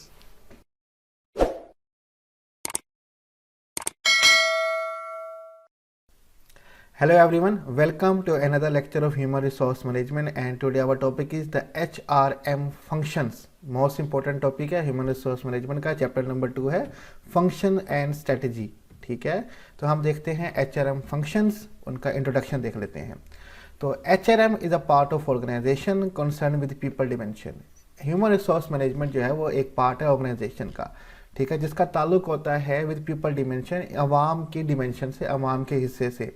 बहुत सारे ऑर्गेनाइजेशन के डिपार्टमेंट होते हैं, फाइनेंस, मार्केटिंग, ऑपरेशन, इसी तरह एक HRM भी होता है जो कि ऑर्गेनाइजेशन का पार्ट होता है, लेकिन इसका जो ताल्लुक है, कंसर्न जो है वो पीपल डिमेंशन से होता है। HRM is both staff and support function that assist 9 employees and a function of every managers job. HRM जो है, ह्यूमन रिसोर्स मैनेजमेंट जो है, ये both staff and support function है, ठीक है। यानी कि स्टाफ मीन के अमले को भर्ती करने का और सपोर्ट मीन हमायत करने का, उनका साथ देने का फंक्शन है, काम है। That assist line employ, HRM जो है वो असिस्ट करता है, मदद करता है लाइन एम्प्लॉयज़ का, फ्रंट लाइन एम्प्लॉयज़, यानी कि जो कि बिल्कुल एंड में जाके काम कर रहे होते हैं, प्रोडक्शन, लेबर वगैरह जो भी होती है, उनको असिस्ट करता है HRM, उनको मदद करता है। And function of every manager job, और मैनेजर्स की जो भी जॉब है उसके अंदर जो भी फंक्शन होता है, कोई काम होता है, कोई मशक होती है, उनको भी असिस्ट कर रहा होता है, उनकी भी मदद कर रहा होता है। तो HRM बेसिकली स्टाफ और सपोर्ट का काम करता है, ठीक है। HRM consist of four basic function. Human resource management के 4 इंपॉर्टेंट फंक्शंस होते हैं, काम होते हैं, ठीक है। सबसे पहले हमारे पास है स्टाफिंग, सेकंड हमारे पास है training and development, third motivation और फोर्थ मेंटेनेंस, ठीक है। नेक्स्ट स्लाइड में हम देखते हैं, हमारे पास डायग्राम है HRM फंक्शंस की, कि ह्यूमन रिसोर्स मैनेजमेंट के काम क्या हैं, इन्होंने ऑर्गेनाइजेशन के अंदर करना क्या था, उसकी डायग्राम दी गई है। चारों फंक्शन बताए गए हैं, स्टाफिंग, और स्टाफिंग के अंदर क्या क्या काम होते हैं वो बताए गए हैं। इसी तरह ट्रेनिंग एंड डेवलपमेंट क्या होती है, उसके अंदर के फंक्शन बताए गए हैं, क्या क्या करने होते हैं। सिमिलर मोटिवेशन, मेंटेनेंस, जो कि ऑर्गेनाइजेशन गोल्स को कंप्लीट कर रहे होते हैं। अब इन चारों फंक्शंस के अंदर क्या क्या काम करने होते हैं, वन बाय वन हम उनको तरतीब से देख लेते हैं। आप डायग्राम में भी जाके देख सकते हैं, ठीक है, स्लाइड डाउनलोड करके, लेकिन हम इनकी डिटेल जो है वो आगे जाके वीडियो में स्लाइड्स में देख लेते हैं।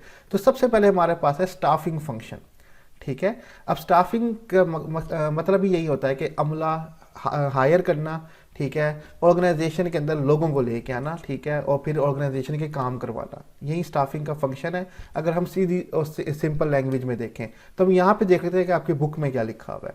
Activities in HRM concern with seeking and hiring qualified employees. Staffing function basically activities हैं, सरगर्मियाँ हैं HRM के अंदर, जिनका जो ताल्लुक है seeking and hiring qualified employees, तलाश करना, चाहत करना और हायर करना, ठीक है, क्वालिफाइड एम्प्लॉय को, अपने ऑर्गेनाइजेशन के अंदर हुनरमंद एम्प्लॉयज़ को हायर करना, रखना, मुंतखब करना, यही बेसिकली स्टाफिंग का फंक्शन है, कि उनको ढूंढना और फिर उनको हायर करना। Staffing function include following activities. Staffing function के अंदर मुदर्जा झैल सरगर्मियाँ होती हैं, एक्टिविटीज़ होती हैं। सबसे पहले होती है एम्प्लॉयमेंट प्लानिंग, रोज़गार की मनसूबाबंदी करना, ठीक है, कि क्या काम होना चाहिए, काम कौन करेगा, काम के अंदर एक्टिविटीज़ क्या होंगी, सब बातें इसके अंदर आ जाती हैं। Ensuring that staffing will contribute to the organisation mission and strategy. Employment training में आ जाता है कि आपने ये मनसूबाबंदी करनी है कि आप यकीन दहानी करेंगे कि जो स्टाफिंग आप कर रहे हैं, यानी कि सीकिंग और हायरिंग कर रहे हैं क्वालिफाइड एम्प्लॉय की, वो कंट्रीब्यूट करेंगे ऑर्गेनाइजेशन की मिशन और स्ट्रेटजी के ऊपर, कि ऑर्गेनाइजेशन का जो पर्पज़ है और उसकी जो हिकमत अमली है उसी में कंट्रीब्यूट करेंगे, उसका पूरा करने की कोशिश करेंगे। एक तो ये काम है स्टाफिंग फंक्शन का। सेकेंड ये है जॉब एनालिसिस, ठीक है, जॉब का तज्जिया करना, ठीक है, जॉब के बारे में जानना कि जॉब क्या है। Determining the specific skills, knowledge and abilities needed to be successful in a particular job, defining essential functions of job।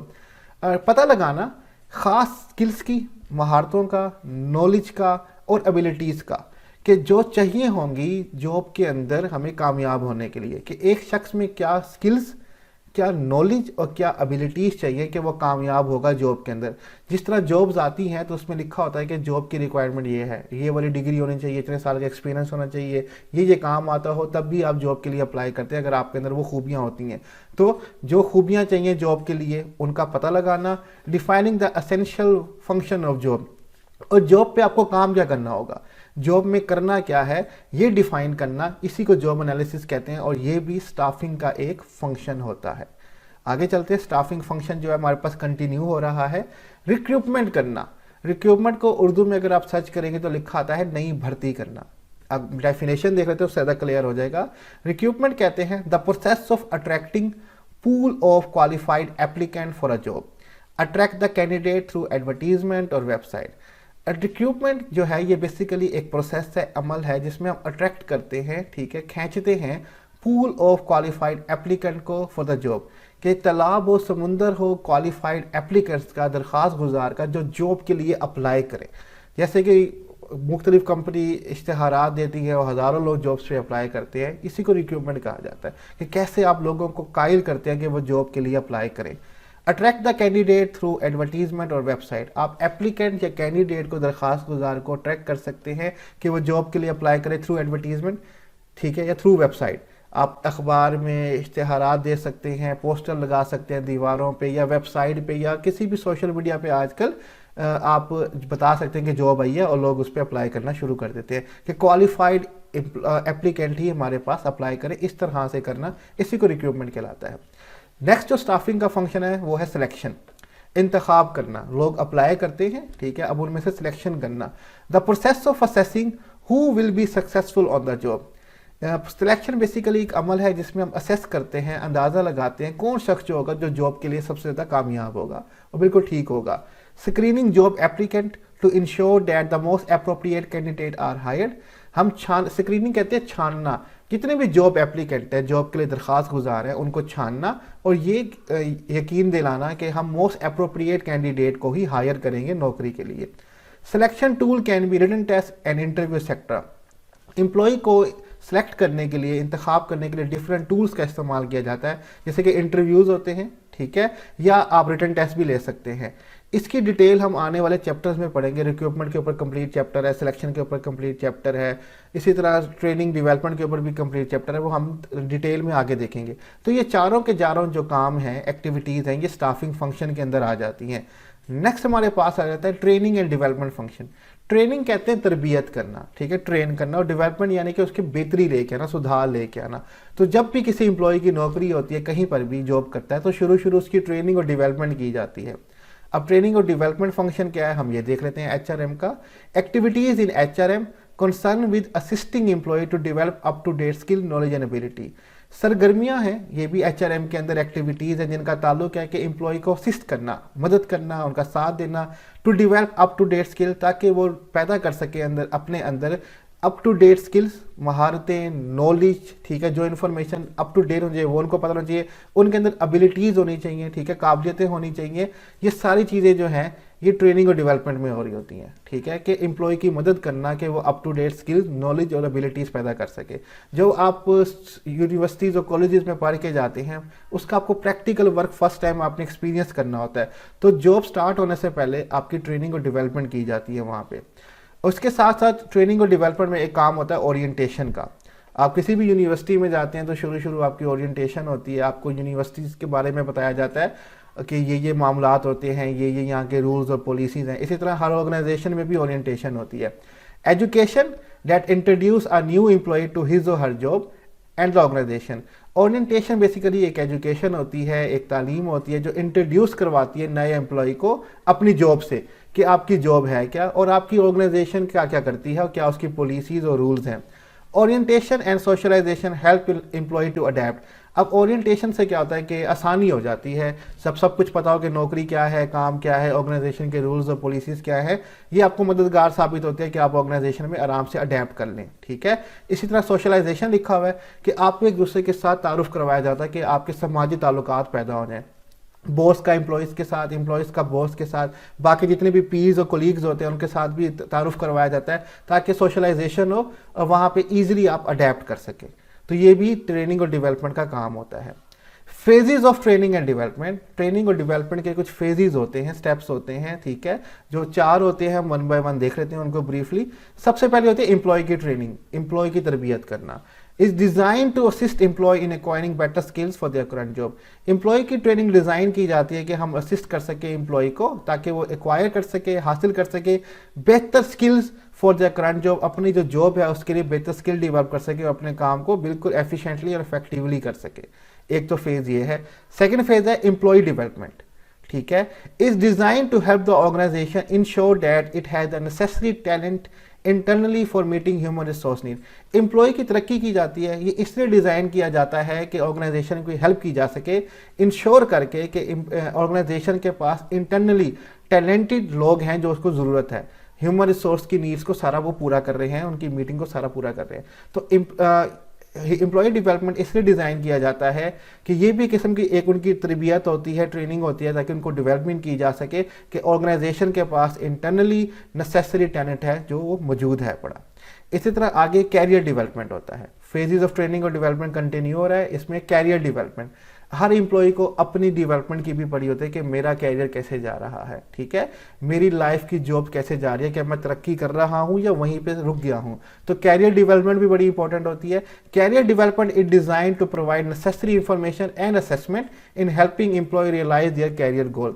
अब कैरियर डेवलपमेंट भी ट्रेनिंग और डेवलपमेंट का फंक्शन है, उसके अंदर एक फेज है जो डेवलप किया जाता है, डिज़ाइन किया जाता है कि हम प्रोवाइड करें एम्प्लॉय को बिल्कुल नेसेसरी ठीक ठाक इन्फॉर्मेशन जो उसके काम के लिए उसको चाहिए, और फिर उसकी असेसमेंट कि उसकी काम की रेटिंग भी बताएं, ठीक है, कि वो काम कैसे कर रहा है, क्या वो बेहतर काम कर रहा है या वो बेहतर काम नहीं कर रहा, उसके कैरियर्स के गोल्स अचीव हो रहे हैं क्या अचीव नहीं हो रहे, टारगेट पूरे हो रहे हैं या नहीं हो रहे। तो उसकी असेसमेंट्स, उसकी रेटिंग करते हैं। अगर वो काम बेहतर करेगा उसकी प्रमोशन होगी, अगर वो नहीं करेगा तो वो नीचे की तरफ भी जा सकता है या वहीं रहेगा। तो कैरियर डेवलपमेंट में हम डिज़ाइन करते हैं कि हम इंफॉर्मेशन दें और अपने एम्प्लॉय की रेटिंग करेंगे वो अपना काम कैसे कर रहा है। फोर्थ जो फेज है ट्रेनिंग और डेवलपमेंट का वो है ऑर्गेनाइजेशन डेवलपमेंट, ठीक है, ऑर्गेनाइजेशन की तरक्की, ऑर्गेनाइजेशन में इंप्रूवमेंट लेके आना। Deal with facilitating system wide change in organisation. Organisation development जो है ये डील करता है कि फैसिलिटेटिंग करना, सहूलत देना पूरे system wide change in organisation, कि ऑर्गेनाइजेशन के अंदर पूरी की पूरी इंप्रूवमेंट और चेंज लेके आना। Change the attitude and values of employ, अगर ज़रूरत पड़ जाए ऑर्गेनाइजेशन के अंदर चेंज लाने की तो उसको पूरा चेंज लेके आना बेहतरी की तरफ। Attitude and value of employees में चेंज लेके आना according to new organisation strategy direction. जो हमने ऑर्गेनाइजेशन की नई स्ट्रेटजीज बनाई है, पूरा सिस्टम चेंज किया है, तो एम्प्लॉयज़ का एटीट्यूड, रवैया और उनकी वैल्यूज़, तरीक़ेकार जो हैं उनको ऑर्गेनाइजेशन की जो नई स्ट्रेटेजिक डायरेक्शन है उसके हिसाब से चेंज करना, ये ऑर्गेनाइजेशन डेवलपमेंट कहलाता है। और ये ट्रेनिंग के साथ ही हो सकता है। तो ये हमारे पास ट्रेनिंग और डेवलपमेंट का फंक्शन जो है HRM का वो कंप्लीट हो जाता है। नेक्स्ट हमारे पास आ जाता है मोटिवेशन फंक्शन, ठीक है, इसको भी ब्रीफली देख लेते हैं। मोटिवेशन कहते हैं दूसरों में एनर्जी लेके आना, हौसला अफजाई करना, उनको डायरेक्शन दिखाना, काम के लिए मोटिवेट करना। तो उसके बहुत सारे तरीके होते हैं, डिटेल हम आगे जाके चैप्टर्स में देखेंगे।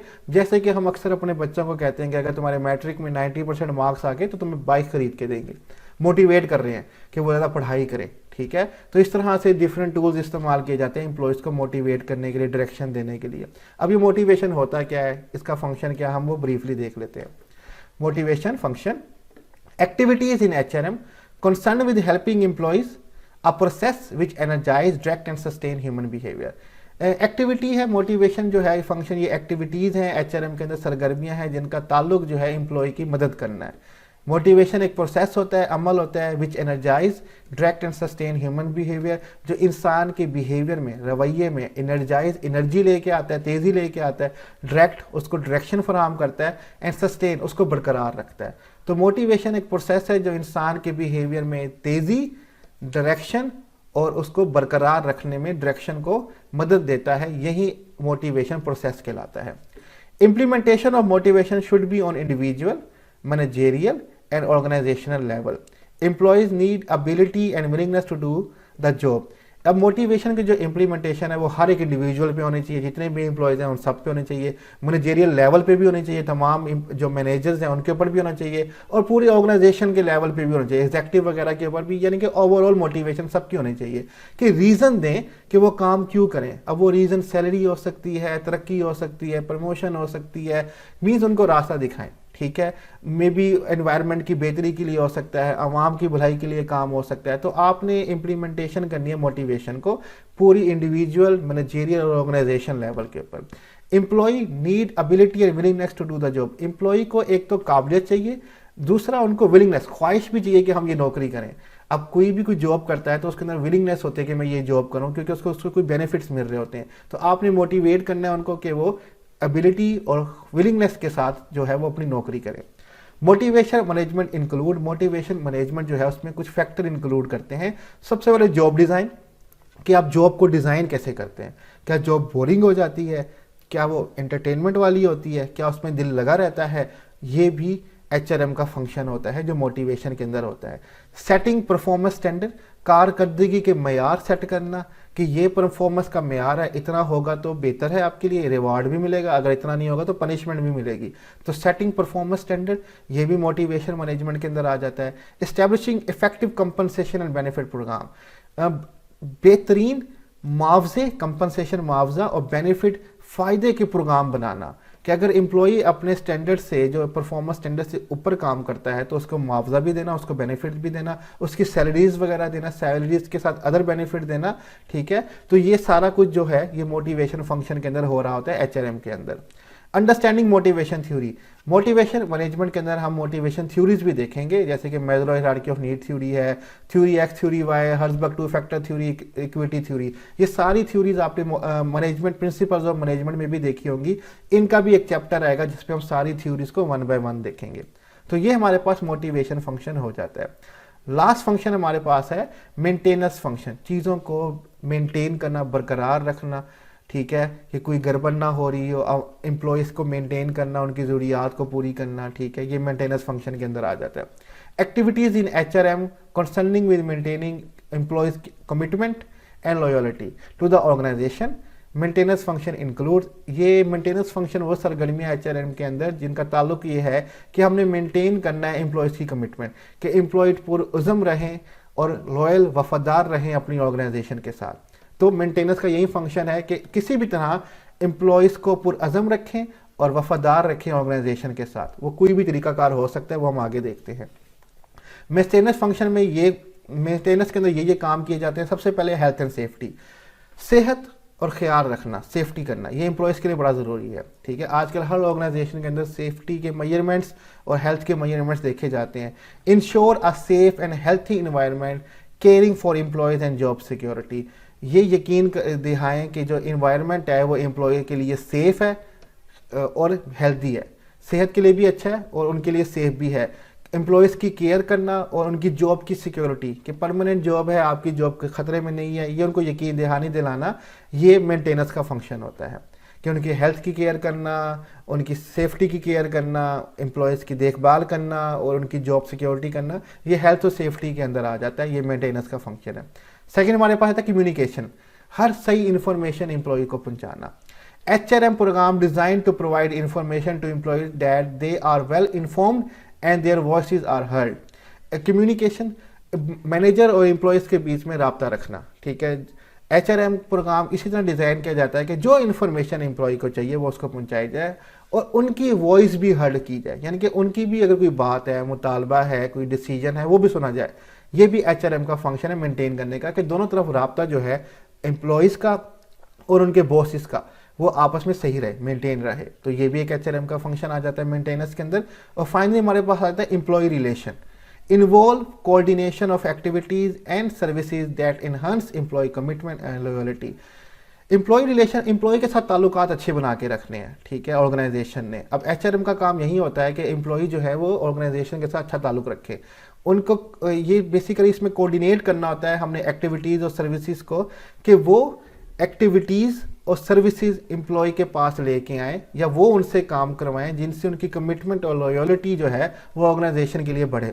ऐसा काम को तरतीब देना है, ऐसा कोऑर्डिनेट करना है कि एम्प्लॉय की जो कमिटमेंट है, पुरअज़म है और वफादारी जो है वो ऑर्गेनाइजेशन की तरफ हमेशा बढ़ती रहे। Keep employee informed what is happening and knowledge of policies procedure. Employee को हमेशा इन्फॉर्म रखें कि ऑर्गेनाइजेशन के अंदर क्या हो रहा है, क्या नहीं हो रहा। जो भी नई पॉलिसीज और प्रोसीजर तरीक़ेकार होते हैं, रूल्स और रेगुलेशन होते हैं, उनके बारे में भी उनको बताते रहें। बिल्ड ट्रस्ट एंड ओपननेस, उनके साथ ट्रस्ट यकीन का रिश्ता बनाएं और ओपननेस यानी कि उनके अंदर स्टिकनेस ख़त्म कर दें कि उनके अंदर कि आप उनको एक जगह ये ना हो उनको फील हो कि वो अपनी बात नहीं रख सकते। उनको ओपननेस करें, वो खुल के अपनी बात रखें, जो उनको इश्यू है वो आपके साथ डिस्कस करें। तो ट्रस्ट भी बिल्ड करें और ओपननेस भी बिल्ड करें। तो ये भी HRM का फंक्शन है जो मेंटेनेंस के अंदर आ जाता है। यहीं पे हमारा HRM के फंक्शन का जो टॉपिक है वो कंप्लीट होता है। स्लाइड्स का लिंक मैं डिस्क्रिप्शन में दे दूंगा, आप वहाँ से डाउनलोड कर सकते हैं। और कोई भी क्वेश्चन टॉपिक से रिलेटेड हो आप कमेंट में हमसे पूछ सकते हैं। अपना ख्याल रखिएगा। अल्लाह हाफिज़।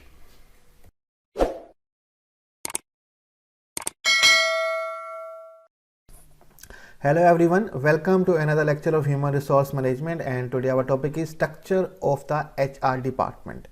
हम HR department, human resource department जो डिफरेंट ऑर्गेनाइजेशन में होता है उसका स्ट्रक्चर देखेंगे, ढांचा देखेंगे कि वो किस तरह का होता है। बेसिकली ये जो टॉपिक है स्ट्रक्चर ऑफ HR डिपार्टमेंट, ये फंक्शंस ऑफ HR से बिल्कुल ताल्लुक़ रखता है कि जो डिपार्टमेंट हैं उनके अपने अपने फंक्शंस होंगे जो HR के फंक्शंस होते हैं।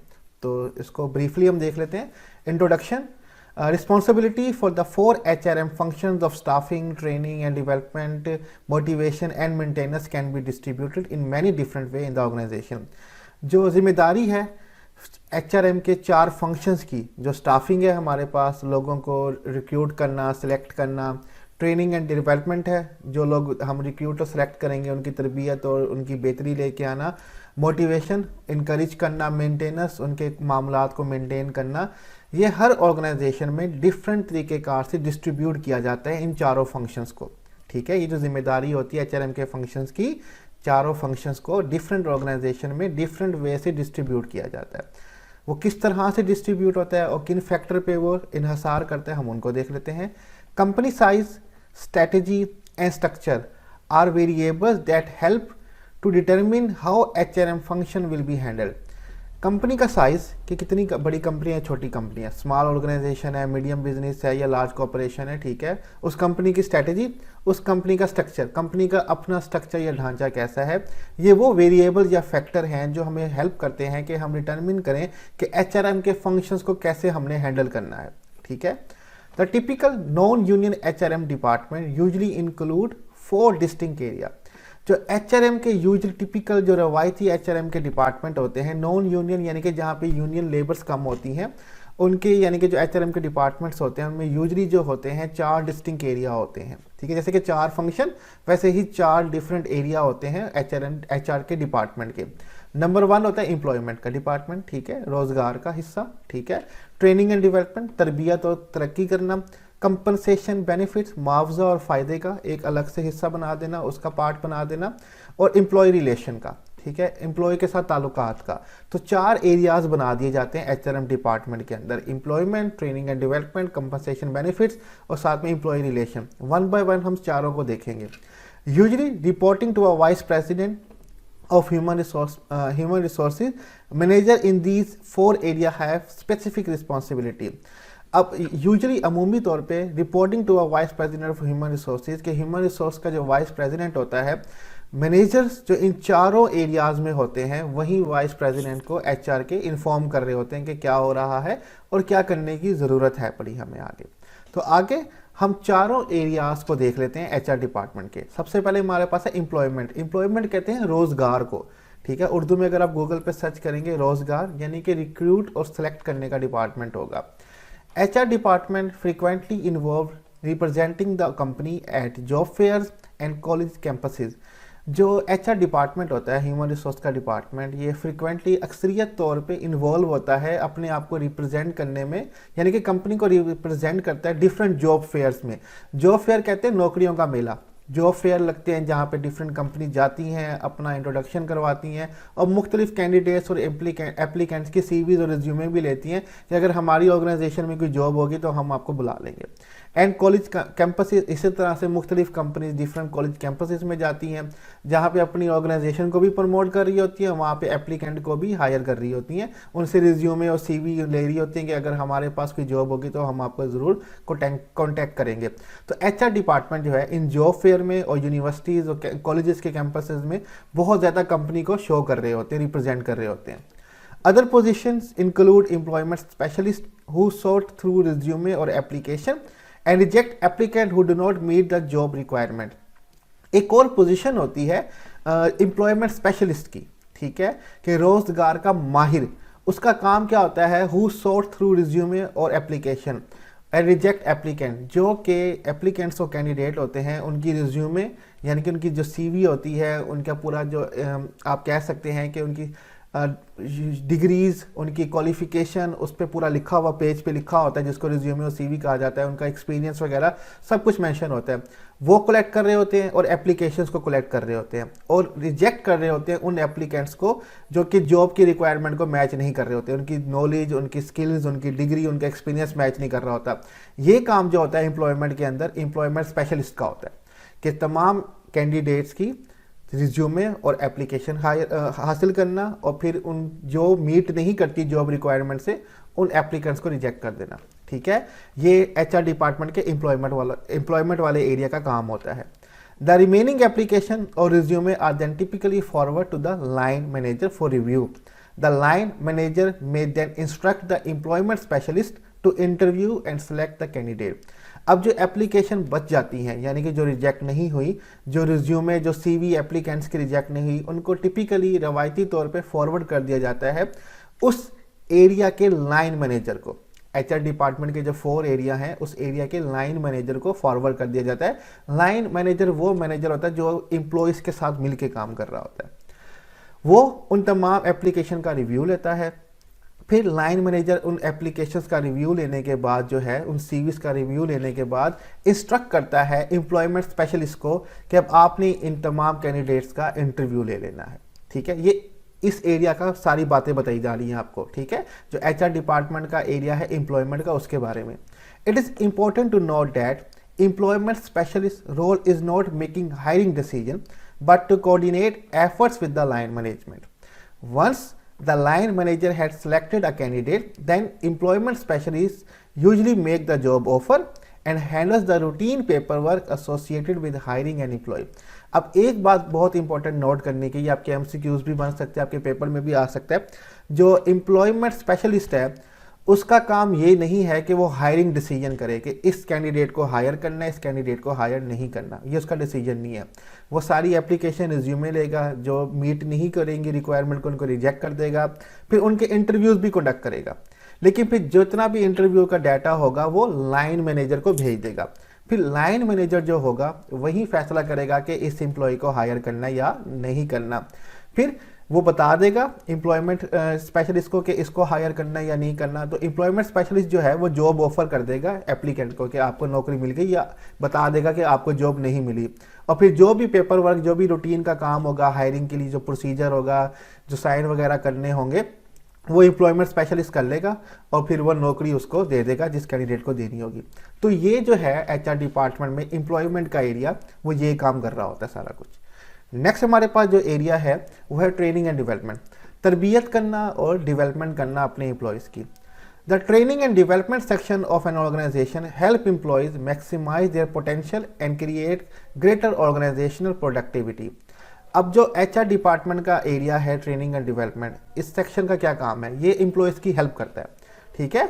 Section of organisation help employees, ये एम्प्लॉयज़ की हेल्प करता है टू मैक्सिमाइज देयर पोटेंशियल, ताकि उनकी काबिलियत को बढ़ाया जा सके, जो उनमें काबिलियत है, पोटेंशियल है, उसको इंक्रीज़ किया जा सके और ऑर्गेनाइजेशन की प्रोडक्टिविटी, पैदावार को बढ़ाया जा सके। जब इनकी काबिलियत बढ़ेगी तो ऑर्गेनाइजेशन में काम भी अच्छा होगा।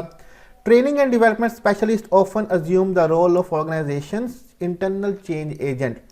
अब इसी तरह जैसे एम्प्लॉयमेंट एजेंट था, इसी तरह ट्रेनिंग और डेवलपमेंट का स्पेशलिस्ट भी होता है, जिसको अमूमी तौर पे अज्यूम किया जाता है कि ये ऑर्गेनाइजेशन के इंटरनल चेंज एजेंट्स होते हैं, ये ऑर्गेनाइजेशन के अंदर तब्दीली ले आने वाले एजेंट हैं, ट्रेनिंग और डेवलपमेंट करके एम्प्लॉयज़ को और बेहतर बना देंगे।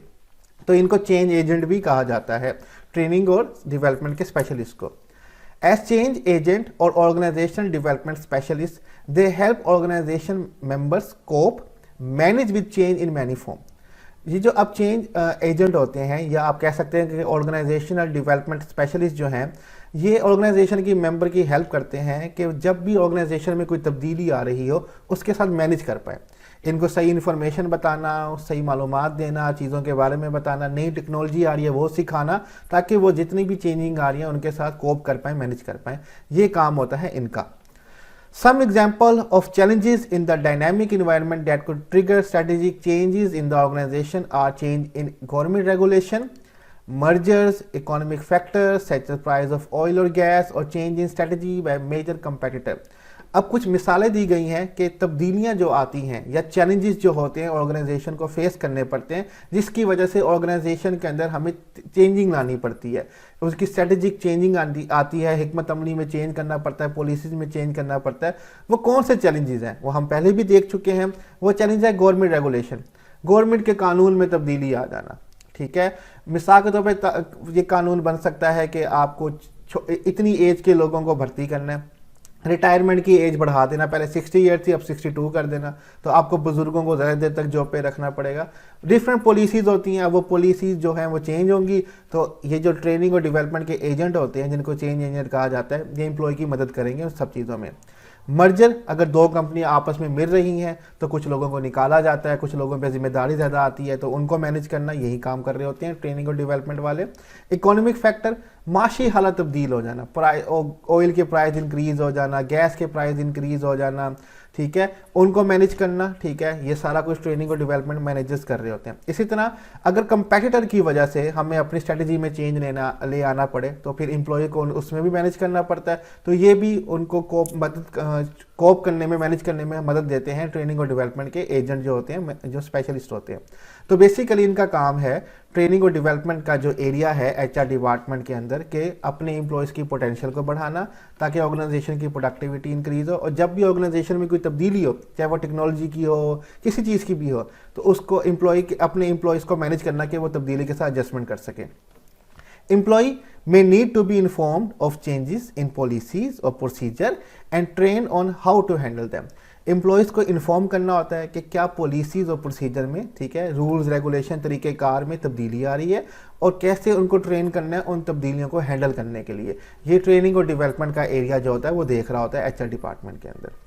नेक्स्ट हमारे पास आ जाता है कंपनसेशन एंड बेनिफिट। ये जो तीसरा एरिया है एचआर डिपार्टमेंट का, मुआवजा। कंपनसेशन कहते हैं मुआवजा और बेनिफिट कहते हैं फ़ायदा देने का, कि आपने एम्प्लॉयज़ को क्या सैलरीज, क्या कंपनसेशन या क्या बेनिफिट देने हैं। ठीक है, work in compensation and benefit is concern with paying employees and administrating their benefit packages.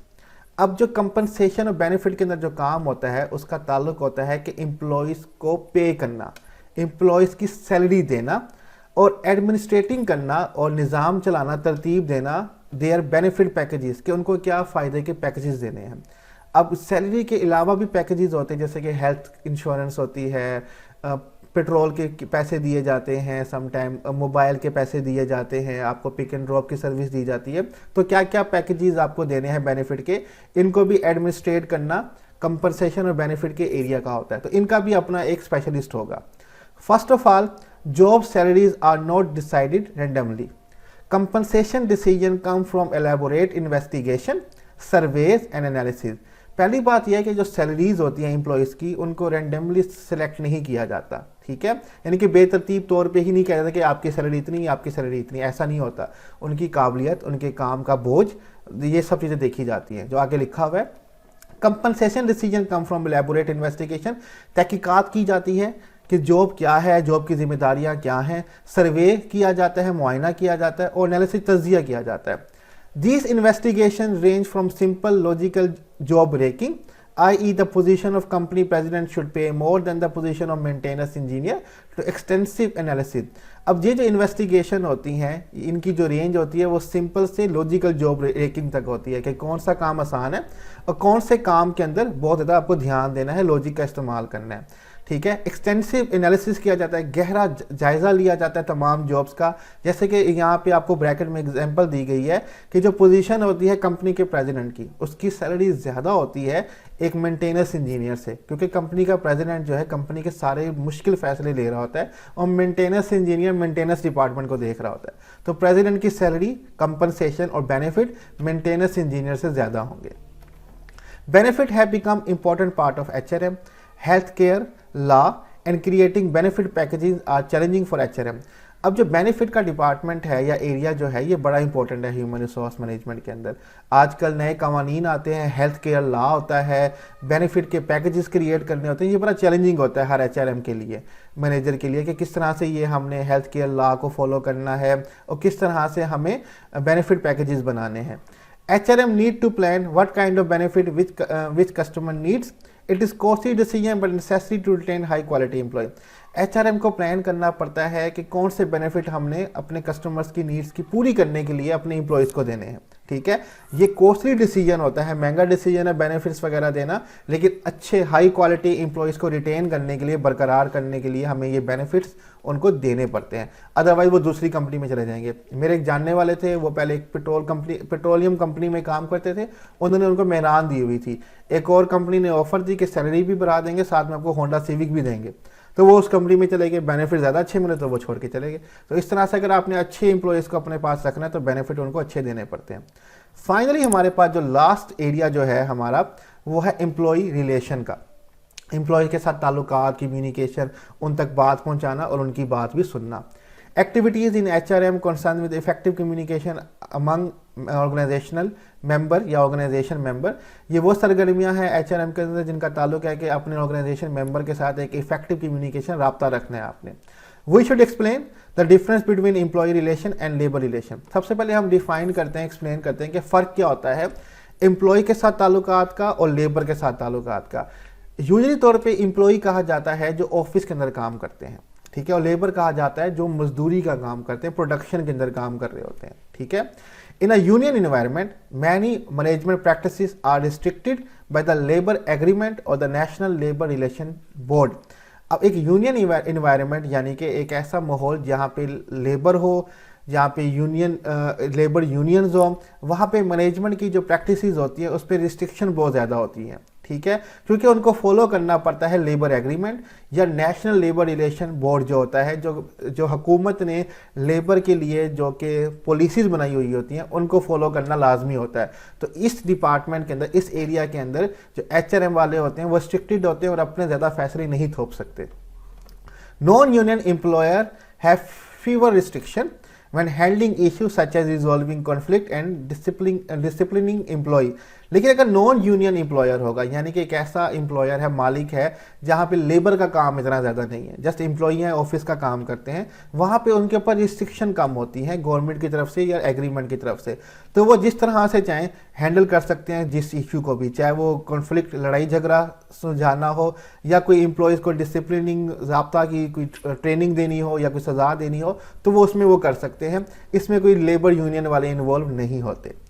Employee relations specialists involve a variety of everyday HR activities such as conducting employee recognition, resolving conflicts, enforcing policies and procedure, investigating complaints, handling disciplinary issue, maintaining the employee handbook and many others।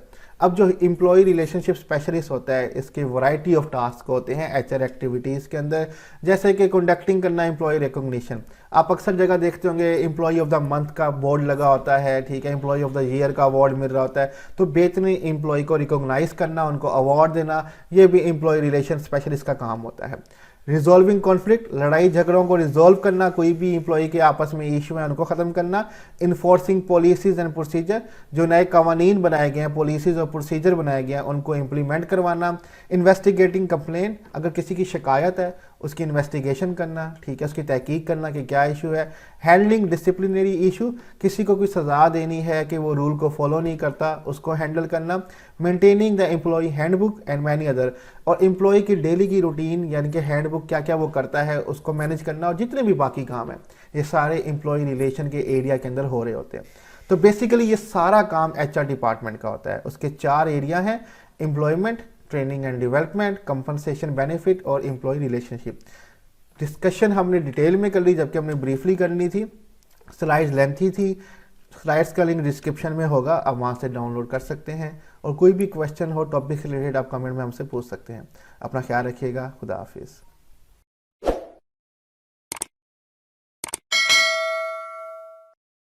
Hello everyone, welcome to another lecture of Human Resource Management and today our topic is Talent Management। ये basically chapter number 2 है HRM का, function and strategies, और आज का हमारा topic है talent management.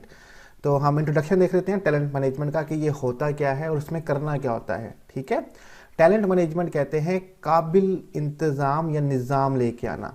ठीक है, कि टैलेंट एम्प्लॉयज़ को लेके आना जिससे हमारा निज़ाम जो है, ऑर्गेनाइजेशन की मैनेजमेंट जो है वो भी काबिल हो जाएगी और बेहतरीन हो जाएगी। Using HRM best practices to recruit and retain talented employee in order to achieve organisational objective. HRM human resource management की जो बेहतरीन बेस्ट प्रैक्टिसेस हैं, मशक हैं, प्रोसेस हैं, तरीक़ेकार हैं, to recruit and retain talented employee, के रिक्रूट करें, भर्ती करें और बरकरार रखें टैलेंटेड एम्प्लॉय को in order to achieve organisation goals या ऑब्जेक्टिव, जिससे ऑर्गेनाइजेशन के ऑब्जेक्टिव जो हैं वो हासिल की जा सकें। इसी को हम टैलेंट मैनेजमेंट कहते हैं। Talent management has been describe as deliberate, calculated and ongoing process that systematically identifies, assess, develops and retain talent to meet current and future business needs and objectives।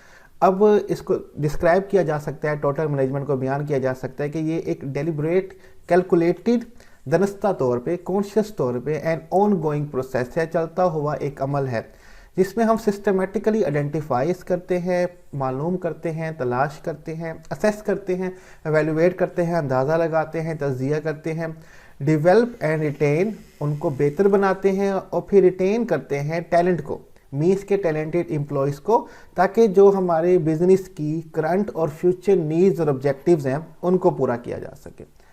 Simple अल्फाज में talent management जो है ये basically calculate किया हुआ एक तरीक़ेकार है। इसमें हम सिस्टमेटिक तरीक़ेकार के तहत टैलेंट लोगों को ढूंढते हैं, उनको तज्जिया करते हैं, उनको डेवलप करते हैं और ऑर्गेनाइजेशन में रिटेन करते हैं ताकि हमारे गोल्स और ऑब्जेक्टिव जो है वो अचीव हो सके।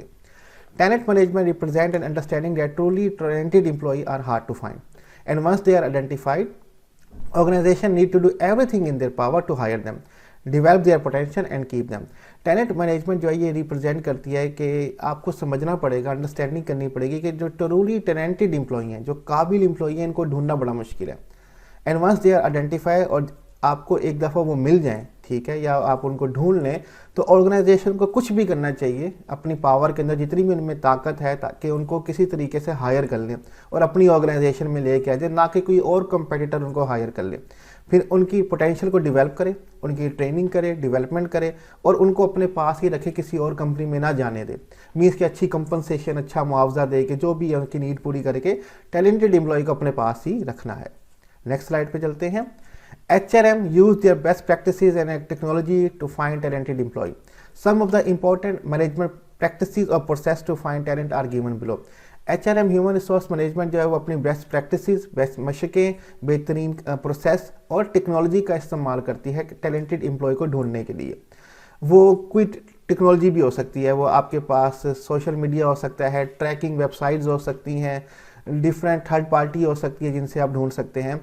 कुछ इंपॉर्टेंट मैनेजमेंट के जो प्रैक्टिसेस और प्रोसेस हैं जो कि हमें हेल्पफुल होते हैं टैलेंट एम्प्लॉय ढूंढने में, वो हमें नीचे दिए गए हैं। सबसे पहले जो प्रोसेस है वो है वर्क फोर्स प्लानिंग। ठीक है, वर्क फोर्स की मनसूबाबंदी करना कि जो आपने एम्प्लॉय और लेबर लेके आने हैं, जो लोग लेके आने हैं अपनी ऑर्गेनाइजेशन में, उनकी मनसूबाबंदी करना। Revisit organizational strategy and make sure that all HR practices support long-term goals.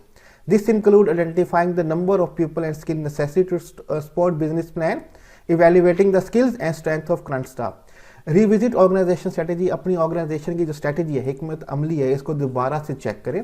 Make sure इस बात की यकीन दहानी करें डेट ऑल एचआर प्रैक्टिसेस के ह्यूमन रिसोर्स की जितनी भी प्रैक्टिसेस हैं वो सपोर्ट करें ऑर्गेनाइजेशन की लॉन्ग टर्म गोल को। This include identifying the number of peoples की necessity to support business plan. अब इस प्रोसेस के अंदर वर्कफोर्स प्लानिंग के अंदर ये चीज़ इंक्लूड करते हैं कि आपने आइडेंटिफाई करना है कि कितने नंबर ऑफ पीपल या स्किल्स जो हैं हमें नेसेसरी है हमारे बिजनेस प्लान को सपोर्ट करने के लिए, कि कितने लोग चाहिए और उनमें क्या स्किल चाहिए हमें जो हमारे बिजनेस प्लान को सपोर्ट करेंगे। उन स्किल्स को, महारतों को एवेल्युएट करना है, तज्जिया करना है और अपना जो करंट स्टाफ है उनकी ताकत भी देखने की कितनी है, कितनी अच्छी नहीं है।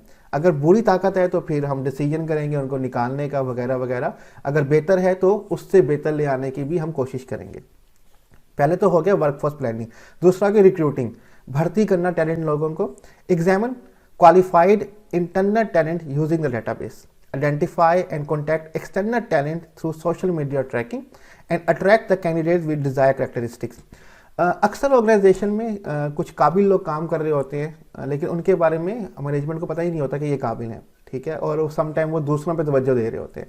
तो यहाँ पे वो यही कह रहे हैं कि एग्जामिन करें कि आपके डेटाबेस के अंदर, आपके ऑर्गेनाइजेशन के अंदर इंटरनली क्वालिफाइड एम्प्लॉयज़ कौन कौन से हैं, ठीक है, टैलेंट कौन कौन सा सबसे बेहतरीन है, और आइडेंटिफाई करें एक्सटर्नल टैलेंट को भी, चाहे वो सोशल मीडिया के थ्रू आप ट्रैकिंग कर रहे हैं, अट्रैक्ट कर रहे हैं अपने कैंडिडेट्स को डिजायर कैरेक्टरिस्टिक्स के जो आपको चाहिए, आप चाहे उनको सोशल मीडिया पे करें, चाहे उनको आप न्यूज़पेपर के थ्रू करें, चाहे थर्ड पार्टी के थ्रू करें, जैसे हमारे यहाँ rozi.com वेबसाइट्स वगैरह उनके थ्रू करें, तो आपको बाहर से भी टैलेंटेड लोगों को ढूंढना होगा, ऑर्गेनाइजेशन के अंदर लेके आना पड़ेगा। और जो ऑर्गेनाइजेशन के अंदर है उनको भी एग्जामिन करना है कौन है और उनको रिटेन करना है अपनी ऑर्गेनाइजेशन के अंदर।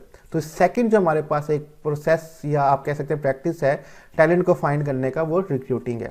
थर्ड हमारे पास है एप्लीकेंट ट्रैकिंग, जो दरख्वास्त गुजार हैं, कैंडिडेट हैं, जॉब के लिए अप्लाई करते हैं, उनकी ट्रैकिंग करना। Hiring processes including application, screening, interviews, assessment and background checks are monitor for legal compliance and timeline. अब एप्लीकेंट जो होते हैं उनको ट्रैक करना बड़ा ज़रूरी है, उनके लिए उनकी एप्लीकेशन देखी जाती है कि वो कैसे लिखते हैं, स्क्रीनिंग की जाती है, उनको छाना जाता है, उनकी रिज्यूमे वगैरह देख के, एप्लीकेशन देख के, इंटरव्यूज़ किए जाते हैं, ठीक है, असेसमेंट की जाती है, वो रिटर्न हो किसी तरह से भी हो, उनकी वैल्यूएशन की जाती है और फिर उनका बैकग्राउंड चेक किया जाता है, ठीक है, कि पहले कोई क्रिमिनल रिकॉर्ड तो नहीं है, कोई हेल्थ इशू तो नहीं है, पहले ऑर्गेनाइजेशन में वो कैसे काम करते रह गए हैं, ठीक है, ये तमाम बैकग्राउंड चेकिंग भी की जाती है ताकि जो भी कानून के हिसाब से काम करने हैं असूल के मुताबिक वो भी हो जाए और बर वक्त हो जाए, ठीक है, टाइमिंगनेस में हो जाए, वक्त के अंदर अंदर हो जाए। तो ये काम करना भी बहुत ज़रूरी है ताकि बेहतरीन टैलेंटेड एम्प्लॉय आपके पास आ सके। ऑन बोर्डिंग, ये एक सोशलाइजेशन का और ओरिएंटेशन का एक तरीकाकार है कि आप एम्प्लॉय को अपने साथ लेके चलने के लिए तैयार हो, जैसे क्या कहते हैं ना, ऑन बोर्ड, ठीक है, हमारे साथ चल रहे हैं, ठीक है। Design onboarding process to emphasise culture, core values and key behaviour that support strategy. एक दफ़ा एम्प्लॉय आपके पास ऑन बोर्ड हो जाए, आपके साथ आ जाए, तो आपने जोर देना है अपने कल्चर के ऊपर कि आपका कल्चर क्या है, वो उनसे अमल करवाना है। कोर वैल्यूज़ क्या हैं, कंपनी की पॉलिसीज़ और रेगुलेशन क्या हैं, और कौन से की बिहेवियर जो है ऑर्गेनाइजेशन की स्ट्रेटजी को सपोर्ट करते हैं, वो आपने इंट्रोड्यूस करवाने हैं अपने एम्प्लॉय को ताकि वो बेहतरीन तरीके से काम कर सके ऑर्गेनाइजेशन के अंदर। परफॉर्मेंस मैनेजमेंट, कारकर्दगी का निज़ाम चलाना, जिसमें हम एम्प्लॉय की कारकर्दगी देखेंगे, बेहतर है तो बेहतर करेंगे, अगर नहीं है तो ट्रेनिंग करेंगे, ठीक है, बेहतर है तो ठीक है और बेहतरी की कोशिश करेंगे, अगर नहीं है तो फिर उनकी ट्रेनिंग वगैरह करनी पड़ेगी। Job responsibilities and performance expectation are align with strategic goal. Job की जो जिम्मेदारी है और कारकर्दगी की जो एक्सपेक्टेशन है, उम्मीदें हैं, इनको अलाइन किया जाता है, मिला दिया जाता है, जो कि ऑर्गेनाइजेशन की स्ट्रेटेजिक गोल्स होंगे, हिकमत अमली के गोल होंगे। Evaluation of performance is design to provide motivation, determine area of future development and align with strategy. अब परफॉर्मेंस की इवैल्यूएशन करना, तज्जिया, जायज़ा या अंदाज़ा लगाना, ये डिज़ाइन किया जाता है कि एम्प्लॉय को मोटिवेट किया जा सके, ठीक है, किसी चीज़ की कमी हो तो उसकी ट्रेनिंग की जा सके, अगर अच्छा काम कर रहा है तो उसको फ़ायदा भी दिया जा सके। Determine area of future development, वो एरिया फाइंड करें जहाँ पे मुस्तकबिल में हम एम्प्लॉय की डेवलपमेंट कर सकते हैं, टेक्नोलॉजी की बुनियाद पे या किसी भी बुनियाद पे। एंड अलाइन विद स्ट्रेटजी, और जो भी टैलेंट है, जो उनकी ट्रेनिंग है या जो उनकी परफॉर्मेंस है, उसको ऑर्गेनाइजेशन की स्ट्रेटजी के साथ मिला देना है हमने। तो ये परफॉर्मेंस मैनेजमेंट भी एक प्रैक्टिस है अच्छे एप्लीकेंट को ट्रैक करने की। नेक्स्ट हमारे पास है कंपनसेशन, मुआवजा। मुआवजा बड़ा इंपॉर्टेंट है, हर एम्प्लॉय किसी ऑर्गेनाइजेशन में काम करता है मुआवजे के लिए, सैलरी के लिए, अच्छी सैलरी, अच्छे बेनिफिट्स के लिए। Pay can be align with performance and competencies that support organisation strategy, equity and fairness can be monitor. Pay जो है उसको अलाइन किया जा सकता है परफॉर्मेंस के साथ और कॉम्पिटेंसीज के साथ, कि जितनी कारकर्दगी और काबिलियत जो होगी वो ऑर्गेनाइजेशन स्ट्रेटजी को सपोर्ट करेगी, उतनी ही सैलरी उसके साथ मैच कर दी जाती है।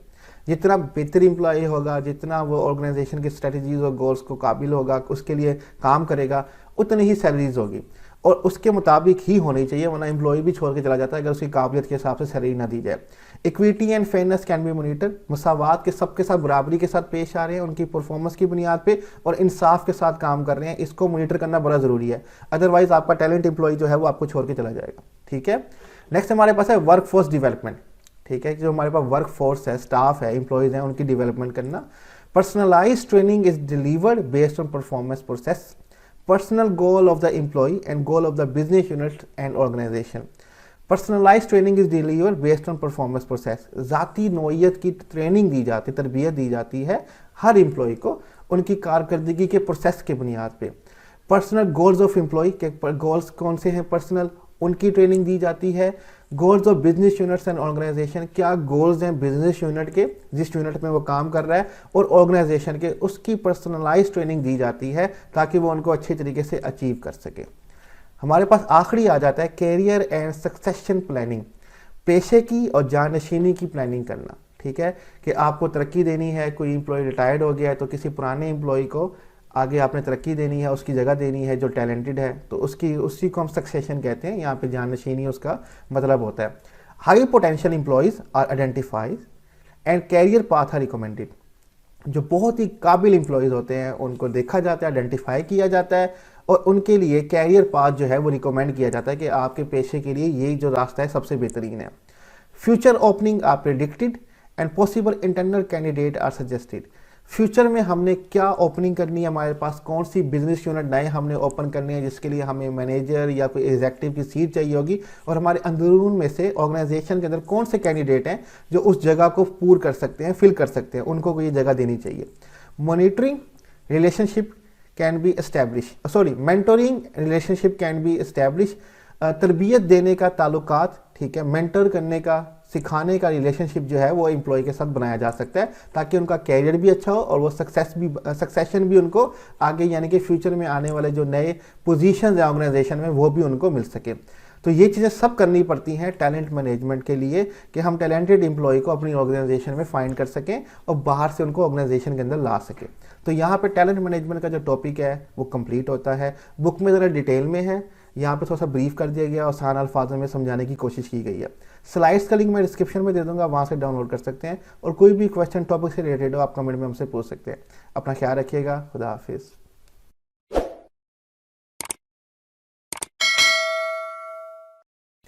Hello everyone, welcome to another lecture of Human Resource Management and today our topic is a career in HR for me?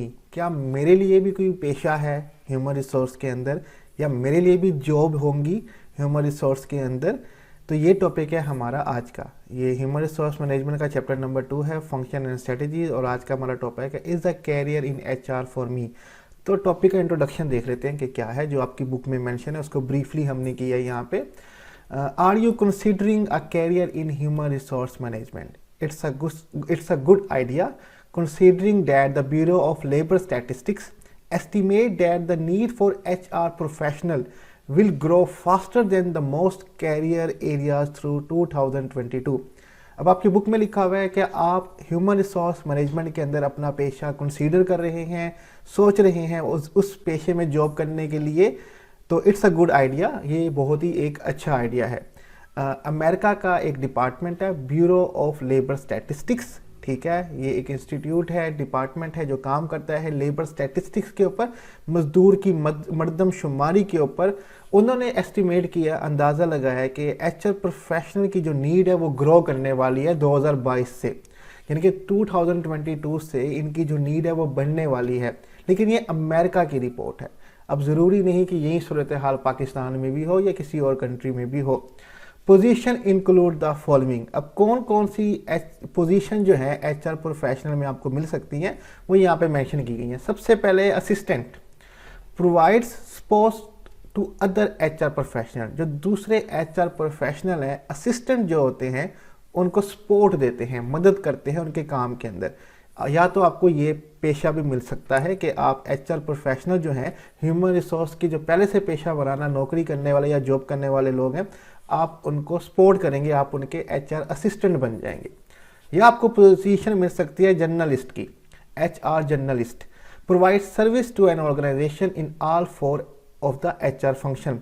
जितने चारों एचआर के फंक्शन हैं, चाहे वो स्टाफिंग है, ट्रेनिंग और डेवलपमेंट है, मोटिवेशन है और मेंटेनेंस है, उन चारों फंक्शन में ये ऑर्गेनाइजेशन को सर्विस प्रोवाइड कर रहे होते हैं। ठीक है, चाहे वो रिक्रूटमेंट हो, सिलेक्शन हो, ट्रेनिंग हो, कुछ भी हो, सब में ये ऑर्गेनाइजेशन को सर्विस प्रोवाइड कर रहे होते हैं। या आपको ये जॉब मिल सकती है एचआर के अंदर, या आपको मिल सकती है HR specialist is a typically concern with only one of the 4 function. जो स्पेशलिस्ट होता है ये एचआरएम का एक ही फंक्शन जो है उसको परफॉर्म कर रहा होता है। ये उस एक फंक्शन का स्पेशलिस्ट होता है, चाहे वो स्टाफिंग का स्पेशलिस्ट हो, ट्रेनिंग और डेवलपमेंट का स्पेशलिस्ट हो, मोटिवेशन का स्पेशलिस्ट हो या मेंटेनेंस का स्पेशलिस्ट हो। और उन फील्ड के अंदर भी किसी एक फील्ड का स्पेशलिस्ट हो सकता है, रिक्रूटमेंट का, सिलेक्शन का वगैरह वगैरह। तो या तो आपको एचआर स्पेशलिस्ट की जॉब भी मिल सकती है, या फिर आपको एचआर एग्जेक्टिव की जॉब मिल सकती है। डिसीजन मेकर, जो जिनके पास डिसीजन मेकिंग की पावर होती है वो एग्जेक्टिव होते हैं। तो आपके पास डिसीजन मेकिंग की पावर भी हो सकती है, आप एग्जेक्टिव की जॉब भी आपको मिल सकती है। Reports directly to the organization top management with responsibility for all HR function and linking HR with organization strategy। अब एग्जेक्टिव जो होते हैं वो डायरेक्ट रिपोर्ट करते हैं ऑर्गेनाइजेशन के टॉप मैनेजमेंट को। ठीक है, जिनकी रिस्पॉन्सिबिलिटी जो है वो लिंक करती है ह्यूमन रिसोर्स मैनेजमेंट से और उनके फंक्शन से। और इनका काम क्या होता है कि जितने भी एचआर के काम हैं उनको ऑर्गेनाइजेशन स्ट्रेटेजी के साथ लिंक करना होता है। ठीक है, तो आपको ये जॉब भी मिल सकती है। तो 4 आपके पास प्रोफेशन हैं जो अवेलेबल है, असिस्टेंट, जर्नलिस्ट, स्पेशलिस्ट और एग्जेक्टिव, जो आपको मिल सकते हैं। और according to bureau of labour statistics 2022 से एचआर प्रोफेशनल की जो जॉब्स हैं वो ग्रो करने वाली हैं। तो अब इसमें कितनी सच्चाई है ये उनको पता। ठीक है, लेकिन उस जो जिसने ये आप कह सकते हैं कि एक किस्म का सर्वे किया है और रिपोर्ट जारी की है। लेकिन पाकिस्तान में मैं आपको बताता हूँ कि एचआर की jobs as compare to finance और मार्केटिंग से कम होती हैं। मोस्टली जो एचआर डिपार्टमेंट होते हैं वो बड़े शहरों में होते हैं और हमारा अपॉइंटमेंट लेटर वगैरह जो है, इंटरव्यू जो है वो वहीं पे हो रहा होता है। तो डैट इज़ वाई जो कंसीडर किया जाता है कि एचआर की जॉब जो पाकिस्तान में है वो एज़ कम्पेयर टू मार्केटिंग और फाइनेंस कम है। नो डाउट कि बहुत ही अच्छी जॉब्स होती हैं जो मिलती हैं, अच्छी सैलरीज होती हैं, लेकिन अपॉर्चुनिटीज़ इनकी पाकिस्तान में थोड़ी कम होती हैं। अगली स्लाइड देख लेते हैं। Is a career in HR for me कंटिन्यूअर है। HR professional will frequently start as an HR journalist और as a recruiter.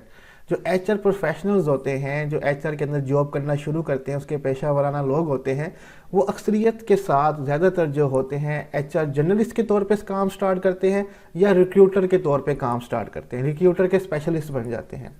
HR journalist may start with a company of any size and have variety of responsibility in organization, including recruiting, hiring, training, evaluating, communicating, administrating benefits, disciplining, and yes, possible even firing employees। अब जो HR journalist होते हैं वो start कर सकते हैं company से, चाहे वो कंपनी का कोई भी साइज हो, स्मॉल ऑर्गेनाइजेशन हो, स्मॉल कंपनी हो, या आप कह सकते हो कि पार्टनरशिप या मिडिल कंपनी हो या लार्ज कॉर्पोरेशन हो, किसी भी कंपनी के साइज से वो स्टार्ट कर सकते हैं। और उनको परफॉर्म करनी पड़ती हैं वैरायटी ऑफ रिस्पॉन्सिबिलिटी, जिम्मेदारियां अदा करनी पड़ती है ऑर्गेनाइजेशन के अंदर। वो रिक्रूटिंग भी हो सकती है, अट्रैक्ट करना पूल ऑफ कैंडिडेट को, भर्ती करना, ठीक है, हायरिंग करना, उनकी सिलेक्शन करना, ट्रेनिंग, तरबियत देना, एवेल्यूएटिंग, उनकी परफॉर्मेंस को एवेल्यूएट करना, कम्युनिकेशन, उनके साथ जो कम्युनिकेशन है, उनके साथ बातचीत है एम्प्लॉई और मैनेजर की, वो सेट करना, एडमिनिस्ट्रेटिंग बेनिफिट्स, और जो उनको सैलरीज और बेनिफिट फराहम करने हैं उनके निज़ाम को एडमिनिस्ट्रेट करना, डिसिप्लिनिंग, उनके ज़ाब्ता यानी कि उन असूलों पे पाबंद करवाना, और and yes possible even firing employee, हत्ता कि कभी कभी एम्प्लॉय को फायर करने की रिस्पॉन्सिबिलिटी भी इन्हीं के पास आ जाती है। ठीक है, तो ये सारे काम एचआर जर्नलिस्ट को करने पड़ते हैं और अक्सर जो एचआर के अंदर आते हैं उनको पहले यही जॉब करनी पड़ती है। दूसरी जॉब जिनको करनी पड़ती है वो होते हैं recruiters. Recruiters assist organisation in locating and acquiring new employee. अब रिक्रूटर जो होते हैं जस्ट ये एक पार्ट कर रहे हैं, ठीक है, ये ऑर्गेनाइजेशन के लिए रिक्रूटमेंट कर रहे हैं, ये लोकेट कर रहे हैं कि कहाँ पे अच्छे एम्प्लॉय हमें मिल सकते हैं और कहाँ से फिर न्यू एम्प्लॉय को हमने एक्वायर करना है। मिसाल के तौर पर कि कुछ इंस्टीट्यूट्स होते हैं वो यूनिवर्सिटीज़ या कैंपसेस में जाते हैं, वहाँ पे लोगों को रिक्रूट करते हैं, उनको पता होता है कि इस इंस्टीट्यूट से हमें इस फील्ड के अच्छे स्टूडेंट जो हैं वो मिल सकते हैं, तो वो वहाँ पे जाके उनको हायर करना शुरू कर देते हैं। तो यही रिक्रूटर का काम होता है कि ऑर्गेनाइजेशन के अंदर कहाँ से अच्छे एम्प्लॉय मिल सकते हैं और उनको हम हायर करना है। Some of the skills that can pave your way to success in HR include strong interpersonal communication skill, motivation and ambition, critical thinking skills, and good background of business knowledge outside of HR. कुछ skills, महारतें या काबिलियत जो आपके रास्ते को pave करते हैं, हमवार बनाते हैं HR के अंदर कामयाब होने के, वो कुछ महारतें या स्किल्स जो हैं वो मुदर्जा ज़ैल यहाँ पे बयान किए गए हैं। पहला तो है strong interpersonal communication skill. Interpersonal कहते हैं बाहिमी को मेल जोल के राब्ते की काबिलियत होना, कि आप बहुत आसानी से लोगों के साथ मेल जोल कर लें और उनको अपनी बात मनवाने के काबिल हों। इसको कहते हैं इंटरपर्सनल स्किल्स, के किस तरह से आप बाहिमी ताल्लुकात पैदा कर लेते हैं अपने पीर्स, कोलीग्स और लोगों के साथ। ये आपके अंदर बहुत अच्छी तरीके से होना चाहिए। तो इसके लिए सुनना ज़्यादा होता है और बोलना कम होता है। नेक्स्ट हमारे पास है मोटिवेशन एंड विजन। आपके अंदर मोटिवेशन होनी चाहिए, इंकरेजमेंट होनी चाहिए, रीज़न होनी चाहिए काम करने की और ख्वाहिश होनी चाहिए काम करने की। क्रिटिकल थिंकिंग स्किल्स, तनकीदी सोच की स्किल्स होनी चाहिए, ठीक है, अहम फैसले करने की काबिलियत होनी चाहिए। And good background of business knowledge, और आपके पास बिजनेस नॉलेज का बहुत अच्छा बैकग्राउंड होना चाहिए, आपके पास नॉलेज होना चाहिए HR के मुतालिक भी और आउटसाइड द HR और ह्यूमन रिसोर्स से बाहर की फील्ड्स के अंदर भी आपके पास अच्छा खासा नॉलेज होना चाहिए। अगर ये तमाम खूबियाँ, स्किल्स आपके अंदर होंगी तो आपका जो रास्ता है HR के अंदर सक्सेस होने का वो आसानी से पार हो जाएगा। तो ये छोटा सा टॉपिक था, is the career in HR for me, जिसको हमने ब्रीफली डिस्क्राइब कर दिया, जो कि आपकी बुक में मेंशन था चैप्टर 2 में। यहीं पे हमारा आज का लेक्चर जो है वो कंप्लीट होता है। स्लाइड्स का लिंक मैं डिस्क्रिप्शन में दे दूंगा, वहाँ से डाउनलोड कर सकते हैं और कोई भी क्वेश्चन टॉपिक से रिलेटेड हो आप हमसे पूछ सकते हैं। अपना ख्याल रखिएगा। अल्लाह हाफिज़।